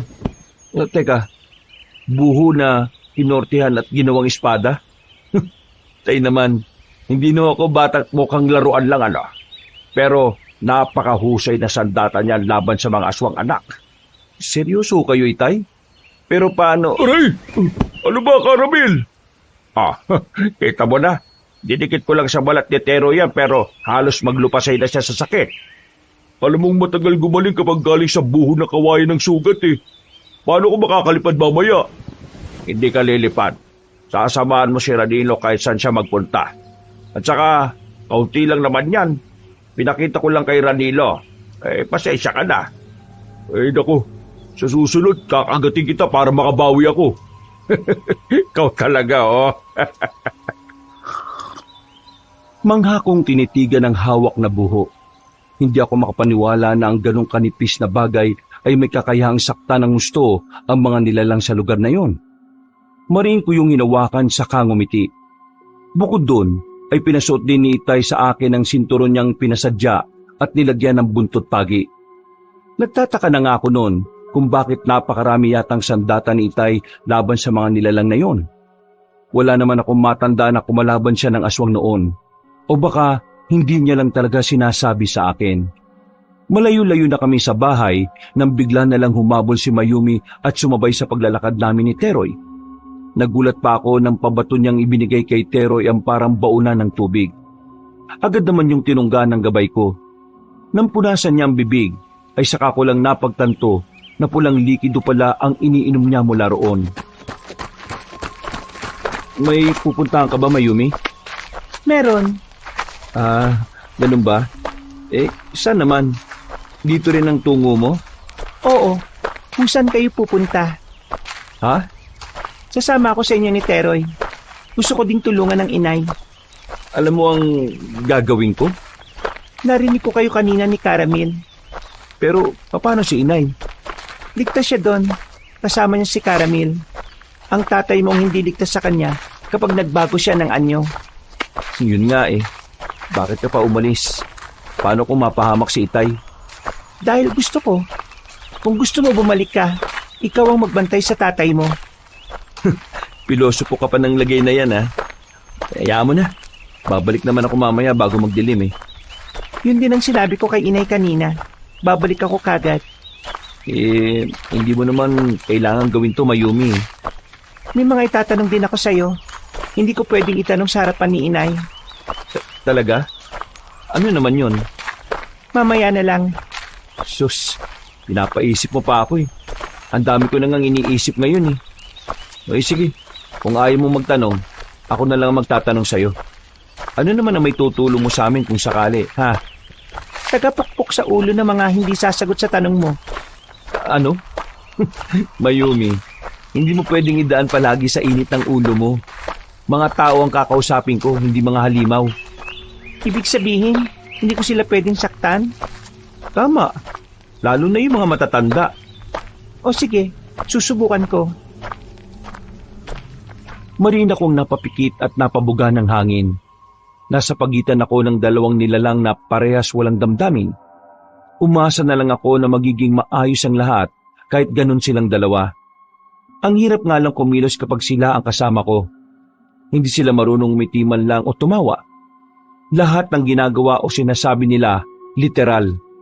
Pakiramdam ko, kahit isang linggo ko lang silang makasama ng kami-kami lang, magiging katulad na din nila ako. Sa tulong ni Teroy, ay natuntun namin ang bahay ng mga taong nananatiling nakatira sa baryo. Matanda ng karamihan sa kanila, na kahit sa kabila ng delikadong sitwasyon sa baryo, pinili nilang huwag umalis doon. Katwiran nila ay doon na sila ipinanganak at tumanda, kaya doon din sila mamamatay. Walang sino man, kahit patulad ni Kapitan ang makakapagpaalis sa kanila doon. Maayos naman nila akong pinatuloy sa mga tahanan nila at kinausap na maayos. Kalaunan, napagtagpi-tagpi ko ang mga detalyeng nalaman ko mula sa kanila. Hindi man 100% pero kahit papaano ay nagkaroon ng kalinawan ang mga tanong namin ni Itay. Madilim na pala. Hindi natin namalayan ng oras.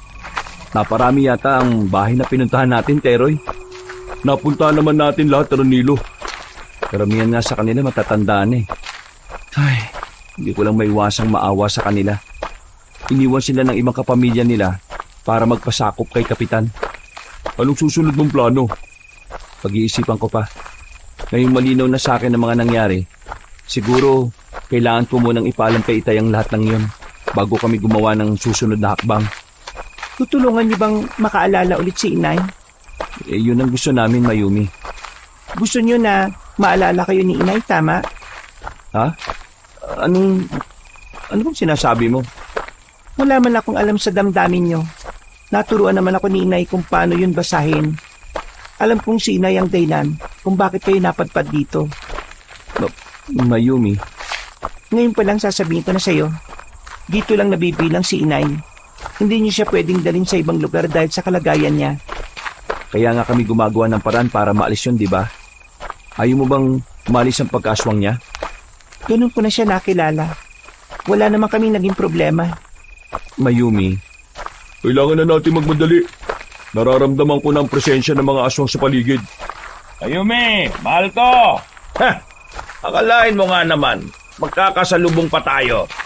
Alam mo bang maghapon ko kayong hinahanap nitong pinsan mo? Magaling ka na, Brando. Gusto mo na naman ng panibagong sugat? Kakaiba talaga ang tapang mo no? Hindi ka malang natatakot na baka kaninang umaga na yung huling pagkakataon na nakita at nakasama mong inay mo? Ako lang ang kailangan mo, Brando. Huwag mong idamay si Mayumi dito kung ayaw mong masaktan. Aray! Braso ko! Bitiwan mo! Huwag kang makialam, duwag na lalaki. Si Tito Dominador na ang bahala sa'yo at sa tatay mo. Ako naman ang bahala kay Mayumi. Napakabango mo talaga, mahal ko. Ang tagal-tagal ko nang nagtitimpi sa'yo.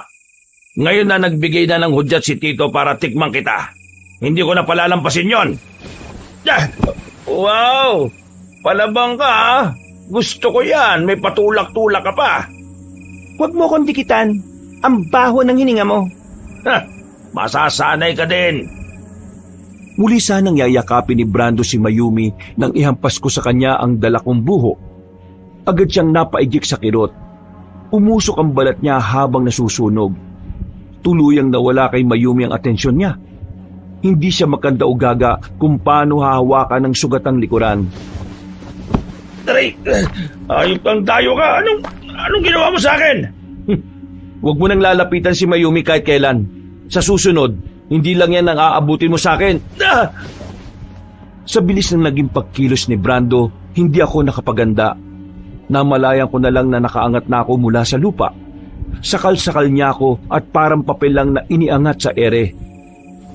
Mag-iingat ka dahil hindi palalampasin ni Tito mga nangyaring ito. Ikaw na din ang humukay ng libingan yung mag-ama sa baryong ito. Swerte mo lang kung sikatan ka pa ng araw bukas. Pwes, hindi lang libingan namin ang hinuhukay ko, pati libingan ng lahat ng aswang na tulad mo. Hindi nang tulad mo lang ang makakatalo sa amin, dayong duwag. Sa oras na magkaroon ako ng pagkakataong patayin ka, uunahin kong wasakin yung bunganga mo. Pagkatapos dudukutin ko naman ang mga mata mo, saka kita babalatan ng buhay. Maglulumuhod ka habang nagmamakaawa sa akin. Hindi ko alam kung saan nakuha ni Mayumi yung pala na bigla niya na lang pinanghampas sa ulo ni Brando. Hindi pa siya nakontento dahil ilang beses niya yung hinampas sa ulo at sa mukha. kahit na nakabulagta na ito. Pinilit kong tumayo kahit hinahabol ko pa din ang paghinga. Gaya ng dati, pipigilan ko sana si Mayumi pero bigla na lang akong napahinto sa pagakbang. Naalala kong hindi nga pala tao si Brando. Ang totoo ay kalaban namin siya at sinubukan niya kaming saktan ni Mayumi. Umatras ako muli. Sa halip ay sinubukan ko siyang panoorin kung paano niya ilabas ang tunay niyang kabaliwan. Sa unang pagkakataon, parang nagustuhan ko ang madugo at nakakarimarim na tanawin yon. Ramdam ko ang tuwa ni Mayumi. Kitang-kita ko ang kasiyahan sa mga mata niya, gayon din sa malalapad niyang ngiti. Tadtad man ng dugo ang muka at damit, pero para bang mas gumanda pa siya lalo sa paningin ko. Yung kasi ang unang beses na nakitaan ko siya ng emosyon, Kabanong. At marahil tulad niya, may satisfaction din akong nararamdaman sa tuwing lalapat ang matigas na bagay na yon sa katawan ng aswang. Hindi ko lang inaasahan na ibaon niya ng tuluyan ang dulo nun sa leeg ni Brando. Para akong natauhan sa sandaling kabaliwan na humiwalay ang ulo ng lalaki sa kanyang katawan. Gumulong pa yun sa paanan ko. Nang huminto, ay diretsyong nakatitig sa akin ang dilat na dilat at namumulat ng nilisik niyang mga mata. Nakailang beses akong napalunok ng sariling laway. Nang tingnan ko ulit si Mayumi, ay ang laki pa ng pagkakangisi niya. Wow, sobrang sayo nun, di ba? Kumusta ang leeg mo? Patingin nga. Okay naman na. Pulang-pula. Kitang-kita kahit madilim. Wala yan. Mawawala din yan. Sige, gagamutin ko na lang pag-uwi natin. Napatay mo siya, Mayumi. Oo, kaya kailangan na natin maganda. Sigurado kung susugurin tayo ni Kapitan at papatayin. At mukhang okay lang sa'yo? Okay sa akin dahil magagawa ko silang patayin. Hindi na ako makapaghintay. Paano kung masaktan si inay o kami? Hindi masasaktan si inay o kahit kayo dahil hindi ako papayag. Mayumi, natsambahan mo lang si Brando. Pero hindi mo ba nakita kanina? Halos hindi ka makalaban sa kanya nung sinubukan kanyang saktan. Paano kung mas malakas pa si Kapitan kesa sa kanya? Di hamak naman na malakas siya. Siya ang pinuno nila eh. Yun naman pala eh. Hindi dapat tayo magpadalos-dalos dahil baka buhay ni inay o tayo ang maging kapalit. Hahanap ulit ako ng tiyempo para mapatay si Kapitan. Siya lang ang kailangan natin patayin para matapos na ang lahat ng ito. Ha? Anong sinasabi mo? Hindi mo ba naintindihan ang sinabi ng matatanda kanina? Alamin ang ugat ng problema at dun simula ng solusyon. Oo, pero... Teka, tama ka nga, no? Halika, sama mo ko sa ilog. Kailangan kong alisin ang mga dugo. Hindi pwedeng makita ni inay. Hindi, ayoko. Bakit? Ang ibig kong sabihin, nandyan naman si Teroy. Siya na lang ang magbabantay sa'yo. Teka, wag mo akong hilahin, Mayumi. Teka! Sandali lang ako. Samahan mo na ako. Ganun na lang ang pagpigil kong huwag siyang tingnan habang nasa ilog. Kahit habang pauwi kami, sa daan lang nakatutok ang mga mata ko. Kung bakit naman kasi lagi na lang manipis ang mga suot niya. Lalo na ng gabing yon. Parehas na puti ang pang-itaas at palda niyang hapit sa katawan niya. Kabaliktaran ng malamig na panggabing hangin ang nangyayari sa katawan ko. Mabuti na lang at narating na namin ang bahay. Pinauna ko na siyang pumasok sa loob habang nanatili muna ako sa labas para magpahangin at magpakalma. May ilang minuto na akong nakaupo nang may maramdaman akong pagkilos sa paligid. Ilang pares na mga mapupulang mga mata ang nakita ko sa paligid ng igala kong paningin ko. Kung hindi ako nagkakamali, nakapalibot sila sa bahay. Pasok ka na sa loob. Tay, alam mong delikado dito sa labas. Kahit may protection ka, hindi garantiya yan na hindi ka nila masasaktan. Oo, sige ho. Si Inay, kumusta ho? Maayos na siya. Nagising siya kahapon. Humihingi ng tawad. Ang totoo niya, anak, Ay, ang lalim nun, Tay, ah. May problema po ba? Pinapalis niya na tayo dito, anak. Tay, may ideya na ho ako sa nangyari kay Inay. Talaga? Ano ang tunay na nangyari sa inay mo? Tama ko, hindi ba? hindi niya tayo kinalimutan na lang basta. Posible ho, Itay. Si Kapitan, dati siyang masugid na manliligaw ni Inay. Baliw na baliw daw ho siya noon sa Inay, pero may malubha siyang karamdaman. Hindi niyo ba siya kilala, Itay? Hindi. Ang totoo diyan, sa Manila na kami nagkakilala ng inay mo noon. Ang alam ko lang, hindi maganda ang nakaraan niya, lalo na sa pamilya niya at sa lugar na pinanggalingan niya. Ayaw niya yung pinag-uusapan eh. Kaya nung nakapanganak siya sa'yo, bigla siyang nawala. Lalo na lang ang pagsisisi ko dahil wala akong inalam sa nakaraan niya. Hindi ko alam kung saan siya hahanapin. Ang nalaman ko ho, kapitana siya dito noon, Itay. Nawala ng ilang taon, kaya ang humalili sa kanya yung unang kagawad niya na pinsan niya. Tapos, bigla siyang bumalik. Pero para lang bumaba sa pwesto. At pagkatapos ay ipinalit niya si Kapitan Dominador sa kanya. Na mga panahong yon, bigla na lang daw gumaling sa sakit niya si Kapitan Dominador at lumakas.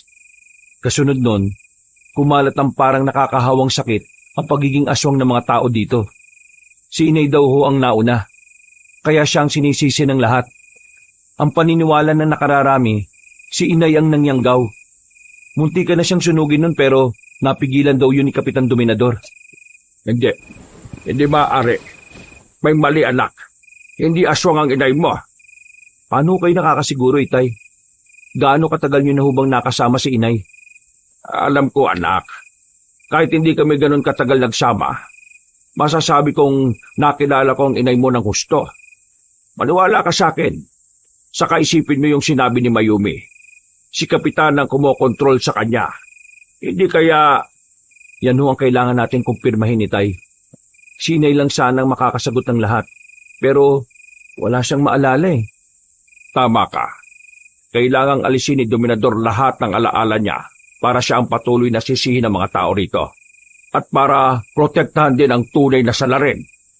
Itay, malaking laban ho ang kakaharapin natin. Bukod sa mga nalaman natin, si Mayumi ho kasi may napatay na. Isang aswang. Nabanggit niya sa akin kanina sa loob.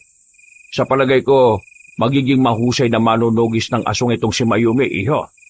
Itay, para pa ho kayong masaya habang sinasabi yan. Totoo, iho. Nakikita ko ang potensyal ng batang yon. Kapag handa ka ng tanggapin ang pagiging albularyo, maaari kayong maging magandang tandem sa pagsugpo sa mga katulad ni Dominador. Ano mo pag sinasabi nyo? Wala ho akong plano na maging manunugis ng mga aswang. Tahimik na buhay lang ho ang gusto ko. Hindi na kumibo si Itay, pero makahulugang tingin at ngiti ang ibinigay niya sa akin. Tinapik niya din ang balikat ko bago ko iniwan sa hapagkainan. May mga nakatakip ng pagkain doon, pero wala akong gana kaya pumasok na lang ako sa kwarto't nahiga. Ramdam ko ang pagbigat ng enerhiya sa paligid. Alam kong may mga nagbabantay sa amin na pwedeng sumalakay anumang oras. Alam kong alam din yun ni Itay. Pero ewan ko ba, parang hindi ko naman siya nakikitang nag-aalala. Dahil doon, kaya pinilit kong wag na lang din mag-isip. Mangyayari ang dapat na mangyari. Hindi ko na malayang nakaidlip na pala ako. Hindi naman kasi biro ang lakad na ginawa namin maghapon. Naalimpungatan lang ako dahil sa malakas na yugyog sa balikat ko. Danilo, anak, gumising ka, bilis! Tay? Isama mo si Mayumi at ang inay mo. Lumayo kayo dito. Itay, anong sinasabi nyo? Hindi ko kami aalis. Hindi! Inay! Itay, si Inay ho! Hindi! Lintik! Halika, bilisan mo! Papatay ko kayong lahat! Lumapit kayo sa akin! Ako ang saktan nyo! Soleng! Hindi! Soleng, gumising ka! Inay? Anong nangyari, Mayumi? Si Kapitan, malamang na siyang may gawa niyan kay Inay. Inabutan namin si Inay na nakahandusay sa lapag. Nangingisay habang may dugong lumalabas sa bibig at mga tenga niya. Hindi malaman ni Itay kung paano siya hahawakan. Unang beses yun na nakita kong nagpanik si Itay. Siya kasi ang pinakakalmadong tao na nakilala ko. Nasa ganun kaming sitwasyon nang suguri naman kami ng mga maliliit na aso. Naglalaway at dinaig pa yung nauulol. Hindi ako nabigyan ng tamang panahon para makapaganda, pero husa kong iniharang ang katawan ko para kay inay. Para namang nananadya pa na hindi ko magawang alisin ang sinturon na suot ko. Akma na sana akong sasakmalin ng mga nilalang nang bigla na lang may dumakma sa kanila at inihagi sila isa-isa. Nang tingnan ko kung sino yon, nalaman kong si Teroy pala. Nasaan yung tao siya pero may matatalas na ngipin at kuko. Kasama niya si Mayumi na walang awang hinahataw ng kalaykay ang bawat asong mapapalapit sa kanya. Kusang nagsitakbuhan palayo ang ibang nilalang, habang halos patay na nila Teroy at Mayumi yung mga naiwan. Tama na yan, Teroy, Mayumi. Magtira kayo ng buhay. May kailangan akong iparating na mensahe sa magaling nilang amo. Makakapanakit pa ang isang to pero sige. Malakas na umangil ang aso nang bigla na lang baliin ni Teroy ang nguso niya at atakin yon. Sa kanya palang ito inilapit kay Itay.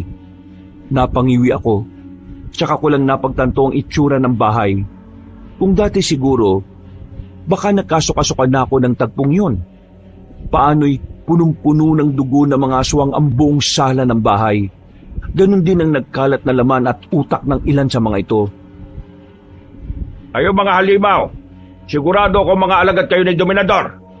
Inutusan ba kayo ng magaling yung amo na patay kami? Ha? Ha? Pues, iparating mo to sa kanya. Ang sabihin mo, siya ang pumunta dito at harapin ako. Huwag siyang duwag na nagtatago sa anino ng mga alipores niya dahil kapag ako pa nagpunta sa kanya, sisiguraduhin ko na maaabo siya. Nakahanda na kami ng gabing yon sa magiging pag-atake ng mas marami pang aswang kasama si Kapitan. Yun nga lang, hindi pa kami nagkasundo ni Itay. Mabuti na lang at naroon si Teroy para mamagitan sa aming dalawa. Ang gusto ko lang maging ligtas na kayo. Hindi tayo pwede mamatay lahat dito. May aalis kayo ni Teroy dito nang hindi kayo napapahabak. Hindi ba, Teroy? Oo, pero alam mo naman na pwede ko lang gawin yon kapag sobrang delikado ng sitwasyon at para sa inyong dalawa lang ni Ranilo. Hindi pwedeng may iwan. Ramil! Ramil! Soleng, teka, tinawag mo kong Ramil lang? Ramil, tulungan mo ako. Ang anak natin, kukunin nila si Ramil. Kukuhain nila siya. Ramil! Nandito ako, Soleng. Diyos ko, naalala mo na ba ako, ha? Dumilat ka. Naririto na ako. Hindi kita pababayaan kahit na kailan. Soleng, ano nangyari? Soleng! Nananaginip lang siya. Masyadong mataas ang lagnat niya kaya ganon. Madalas siyang magkaganyan kapag nakakasakit. Ibig mong sabihin, nakakasakit ang inay kahit aswang siya? Maraming beses niyang sinubukang pigilan ng pagkain ng sariwang laman. Sa tuwing gagawin niya yon, nakakasakit siya ng malubha. At madalas siya kamo akong tawagin? Tama ho kayo. Kung ganon, paano hindi niya ako makilala? Kaya nang malaman ko na ikaw si Ramil, alam ko nang hindi lang kayo naririto para maghanap ng matitirhan. Ikaw ang madalas na banggitin ni Inay. Asawa ka ba niya? Ha? Oo eh. Ang tagal ko siyang hinanap. Hindi ko alam na ganito na ang pinagdaraanan niya.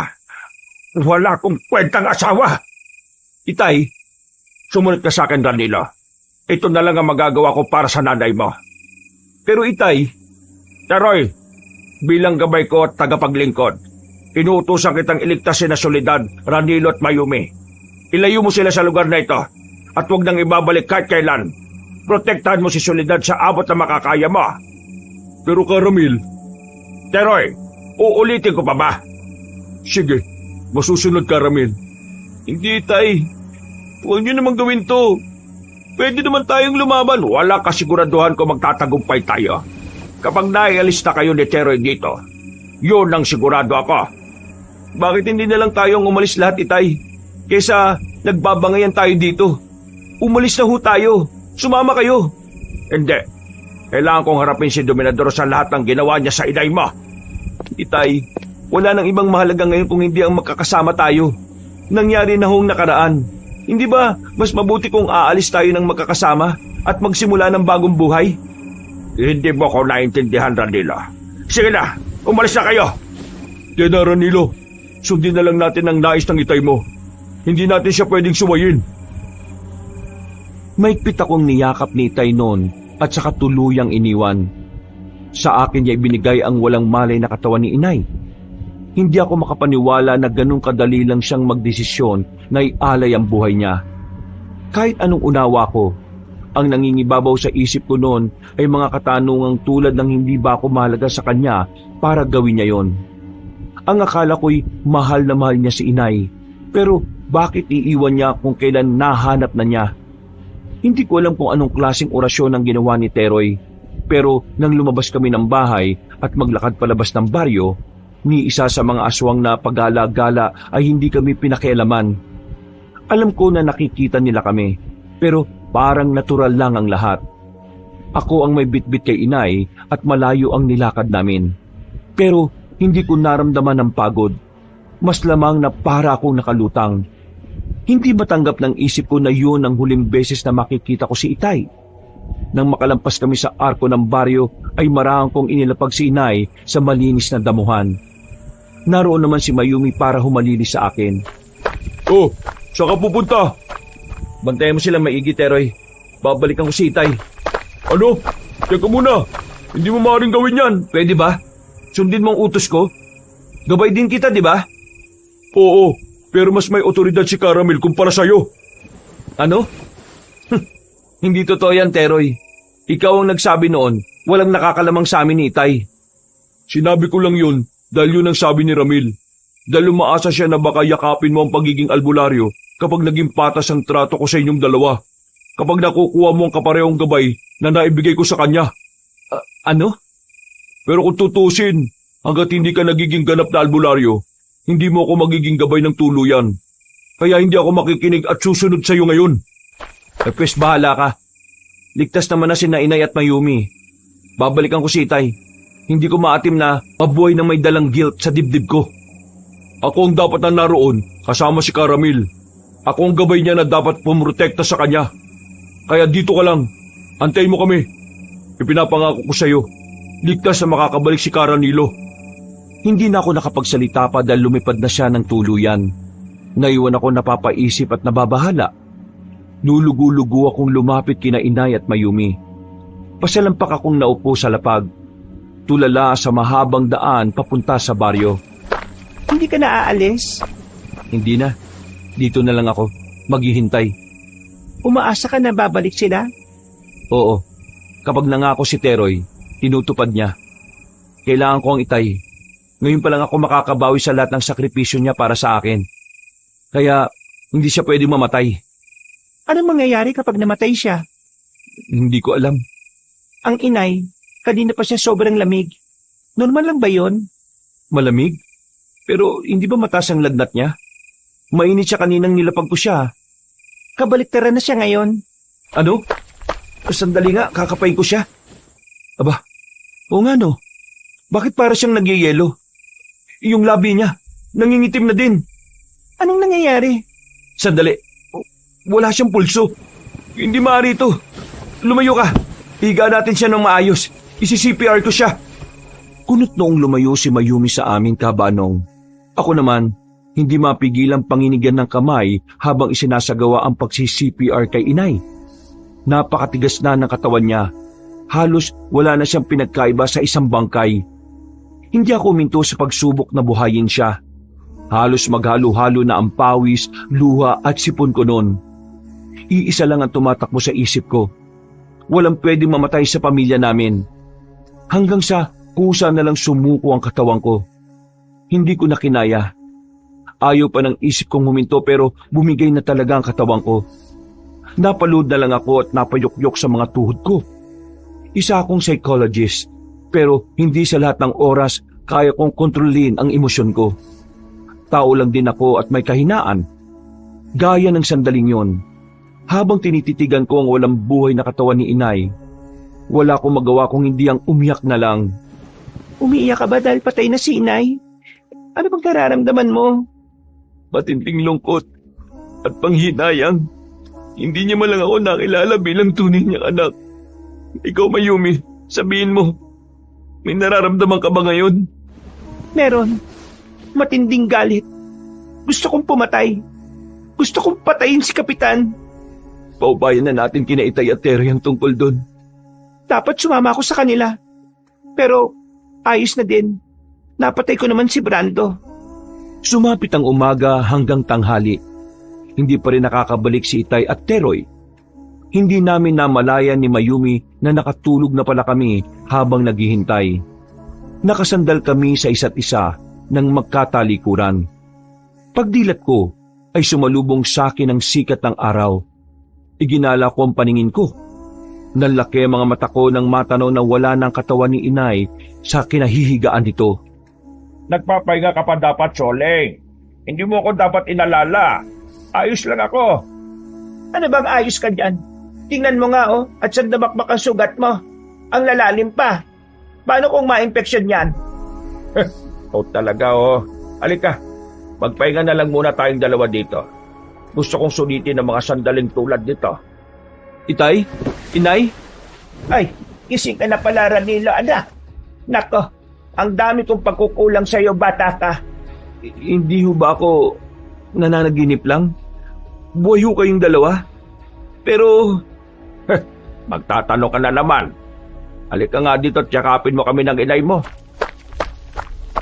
Alisin mo na muna yung mga katanungan sa isip mo, ha? Totoo kami at magkakasama-sama pa tayo gaya ng nais mo. Hindi na ako nag-aksaya ng oras, Kabanong. Mabilis akong lumapit sa kanila at niyakap sila ng maigpit. Wala na akong pakialam kung panaginip man yun, basta ang mahalaga ay nakasama ko sila.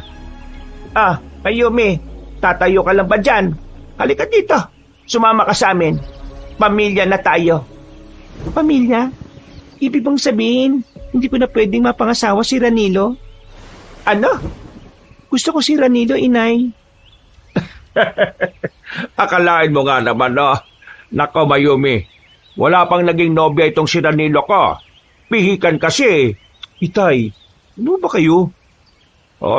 Bakit ba? Pwede naman kayo nitong si Mayumi. Sabi ko nga sa'yo, magiging mahusay kayong tandem. Tandem? Gusto ko yun, Caramel. Anong Caramel? Itay na din ang itawag mo sa akin, ano ka ba? Sa sobrang saya ko ng sandaling yon, Kabanong, hindi ko naisip na wala si Teroy sa paligid. Saka ko na lang siya nagawang itanong kay Itay na makahanap na kami ng masasakyan at magaya na sila para tuluyang lisanin ang lugar na yon. Inialay ni Teroy ang buhay niya. Nagsakripisyo siya para mabuhay at makatakas si Itay mula kay Dominador. Hindi na detalyadong kinwento ni Itay kung ano ang nangyari. Ang paliwanag niya lang kung ang mga robot daw ay may tinatawag na self-destruct. May kakayahan ding ganung si Teroy. Kabanong, posible ang lahat sa kanya bilang gabay ng lahi namin. Noon ko lang din nalaman na hindi pala biyaya para kay Teroy ang pagsisilbi sa amin. Isa siyang tanyag at kinatatakutang diwata noon na sinumpada sa kanyang kayabangan at pagiging marahas. Pinarusahan siya ng makapangyarihan at sinaunang albularyong babaylan ng lahi namin. At doon na nga siya nagsimulang maging gabay sa bawat nagiging albularyo na may dugo ng babaylang sumumpa sa kanya. Namimiss ko na ho si Teroy, Itay. Wala nang umuubos ng kanin sa kaldero. Wala na ding naninimot sa mga ulam natin.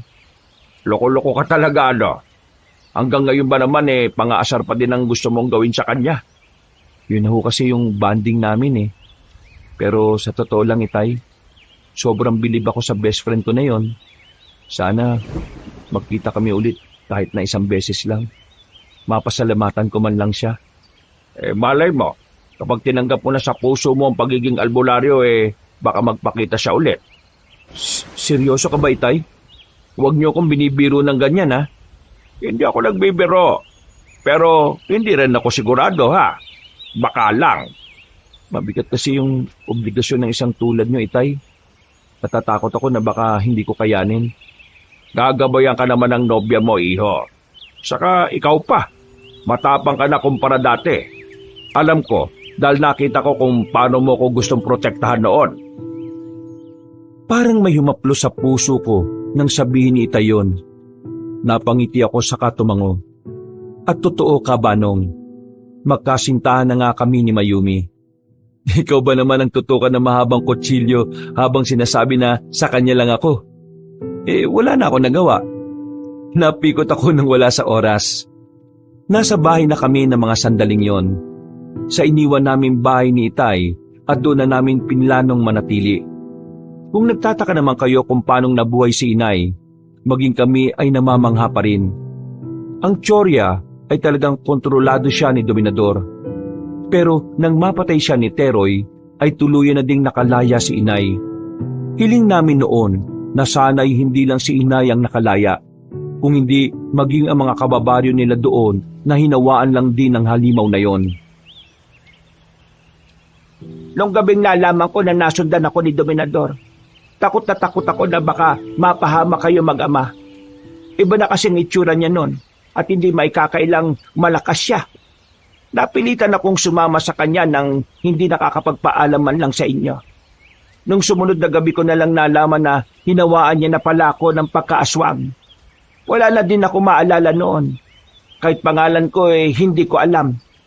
Nakipagkasundo pala siya sa isang mangkukulam na aswang para pagalingin siya sa sakit niyang lupus. Bilang kapalit, kailangan niya mag-alay ng ilang kaluluwa at ipalaganap ang lahing aswang. Huwag ka mag-alala. Hindi ka na niya masasaktan ngayon, Soleng. At wala na makakapagpahiwalay pa sa pamilya natin. Pasensya na kayo sa akin, ha? Hindi ko lang mapigilan sa tuwing maalala ko. Malinaw na malinaw pa sa isip ko ang lahat. Makikinig kami palagi sa iyo hanggang sa hindi mo nakatakutan ng nakaraan. Siguro makakatulong ang sumama ka sa amin sa bundok nitong si Ranilo. Magsisimula na siya ng training niya bilang mahusay na albularyo. Talaga? Masaya ako para sa iyo, iho. Mabuti ang naging desisyon mo, anak. Gusto ko na rin mo kasing pagpahingahin si Itay sa kanyang panggagamot at mag-focus na lang sa inyo, Inay. Alam ko na hanggat hindi niya yan ipapasa sa akin, hindi siya titigil Mabuti naman at nakahalata ka rin bata ka ano? Ramil, ano ka ba? Maya ka nga sa anak mo. Matatanda na tayo. Aba, walang hiya-hiya. Gagawa pa nga tayo ng another baby boy Aray ko naman, masakit yun Hindi lang kurot nga abutin mo. Magtigil ka nga. Matyagang itinuro ni Itay sa akin ang lahat ng nalalaman niya. Paunti-unti ay nagawa ko na ding manggamot. Nakatulong pa sa akin ang kaalaman ko sa pagiging psychologist dahil naipaghihiwalay ko ang mga taong kailangan ng tulong ko bilang albularyo sa mga taong kailangan ako mentally. Isang araw, nagising akong tila may katabing malambot na bagay sa higaan. Hindi pamilyar ang amoy niya dahil mabango yun na parang bulaklak. Ang sarap pa ng tanday ko noon sa kanya. Nang sa pagdilat ng mga mata ko, ay nagkagulatan pa kaming dalawa. Ganun na lang ang sigaw ko nang bumungad sa akin ang mukha ni Teroy. Dagya ka naman Ang bao ng hininga mo, Ranilo. Teroy, bumalik ka? Totoo nga sinabi ni Itay. Nagbalik ka na nga. Oo na. Uy, teka. Huwag kang yayakap. Ang awkward. Awkward ka dyan. Teka nga, parang may bago sa iyo Tama, ikaw nga yung humahalimuyak.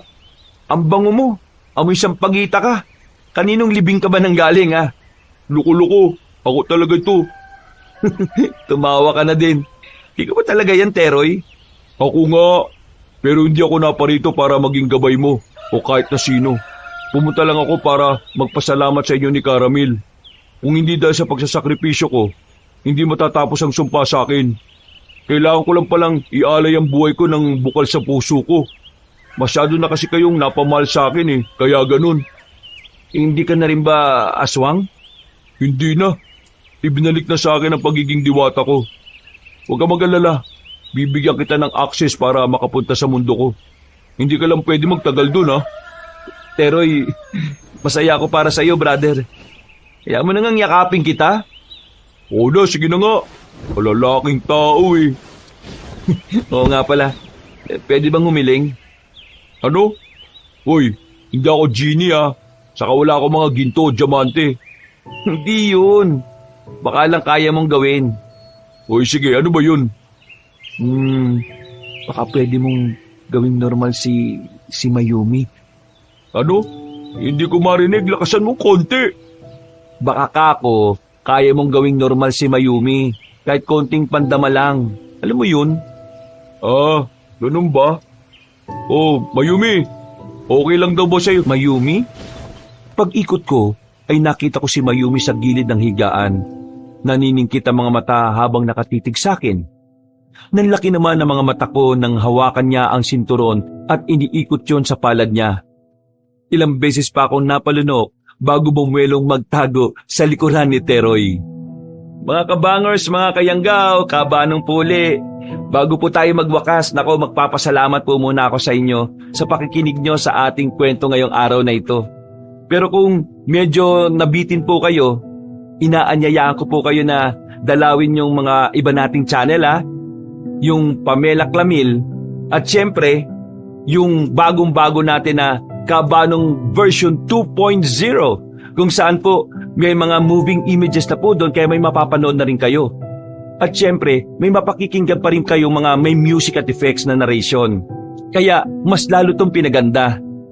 Kaya kung magugustuhan nyo po yung mga kwento natin sa dalawang channel na ito, kung maaari lang po ay mag-subscribe na po kayo at pindutin nyo rin po yung notification bell para lagi po kayo nanonotify pag may mga bago tayong mga videos. Lalong-lalo na po dito sa Pamela Clamil kasi kukunti pa lang po yung mga subscriber doon At dito po sa bagong-bagong channel natin na Kabanong version 2.0. Asahan ko po na sana'y makasama kayo sa first 100,000 subscribers ng channel na ito. Para hindi kayo mahirapan na hanapin, ilalagay po namin sa pin comment or sa description yung mga link ng mga channel na ito. Hanggang sa mga susunod na kwento, wakas!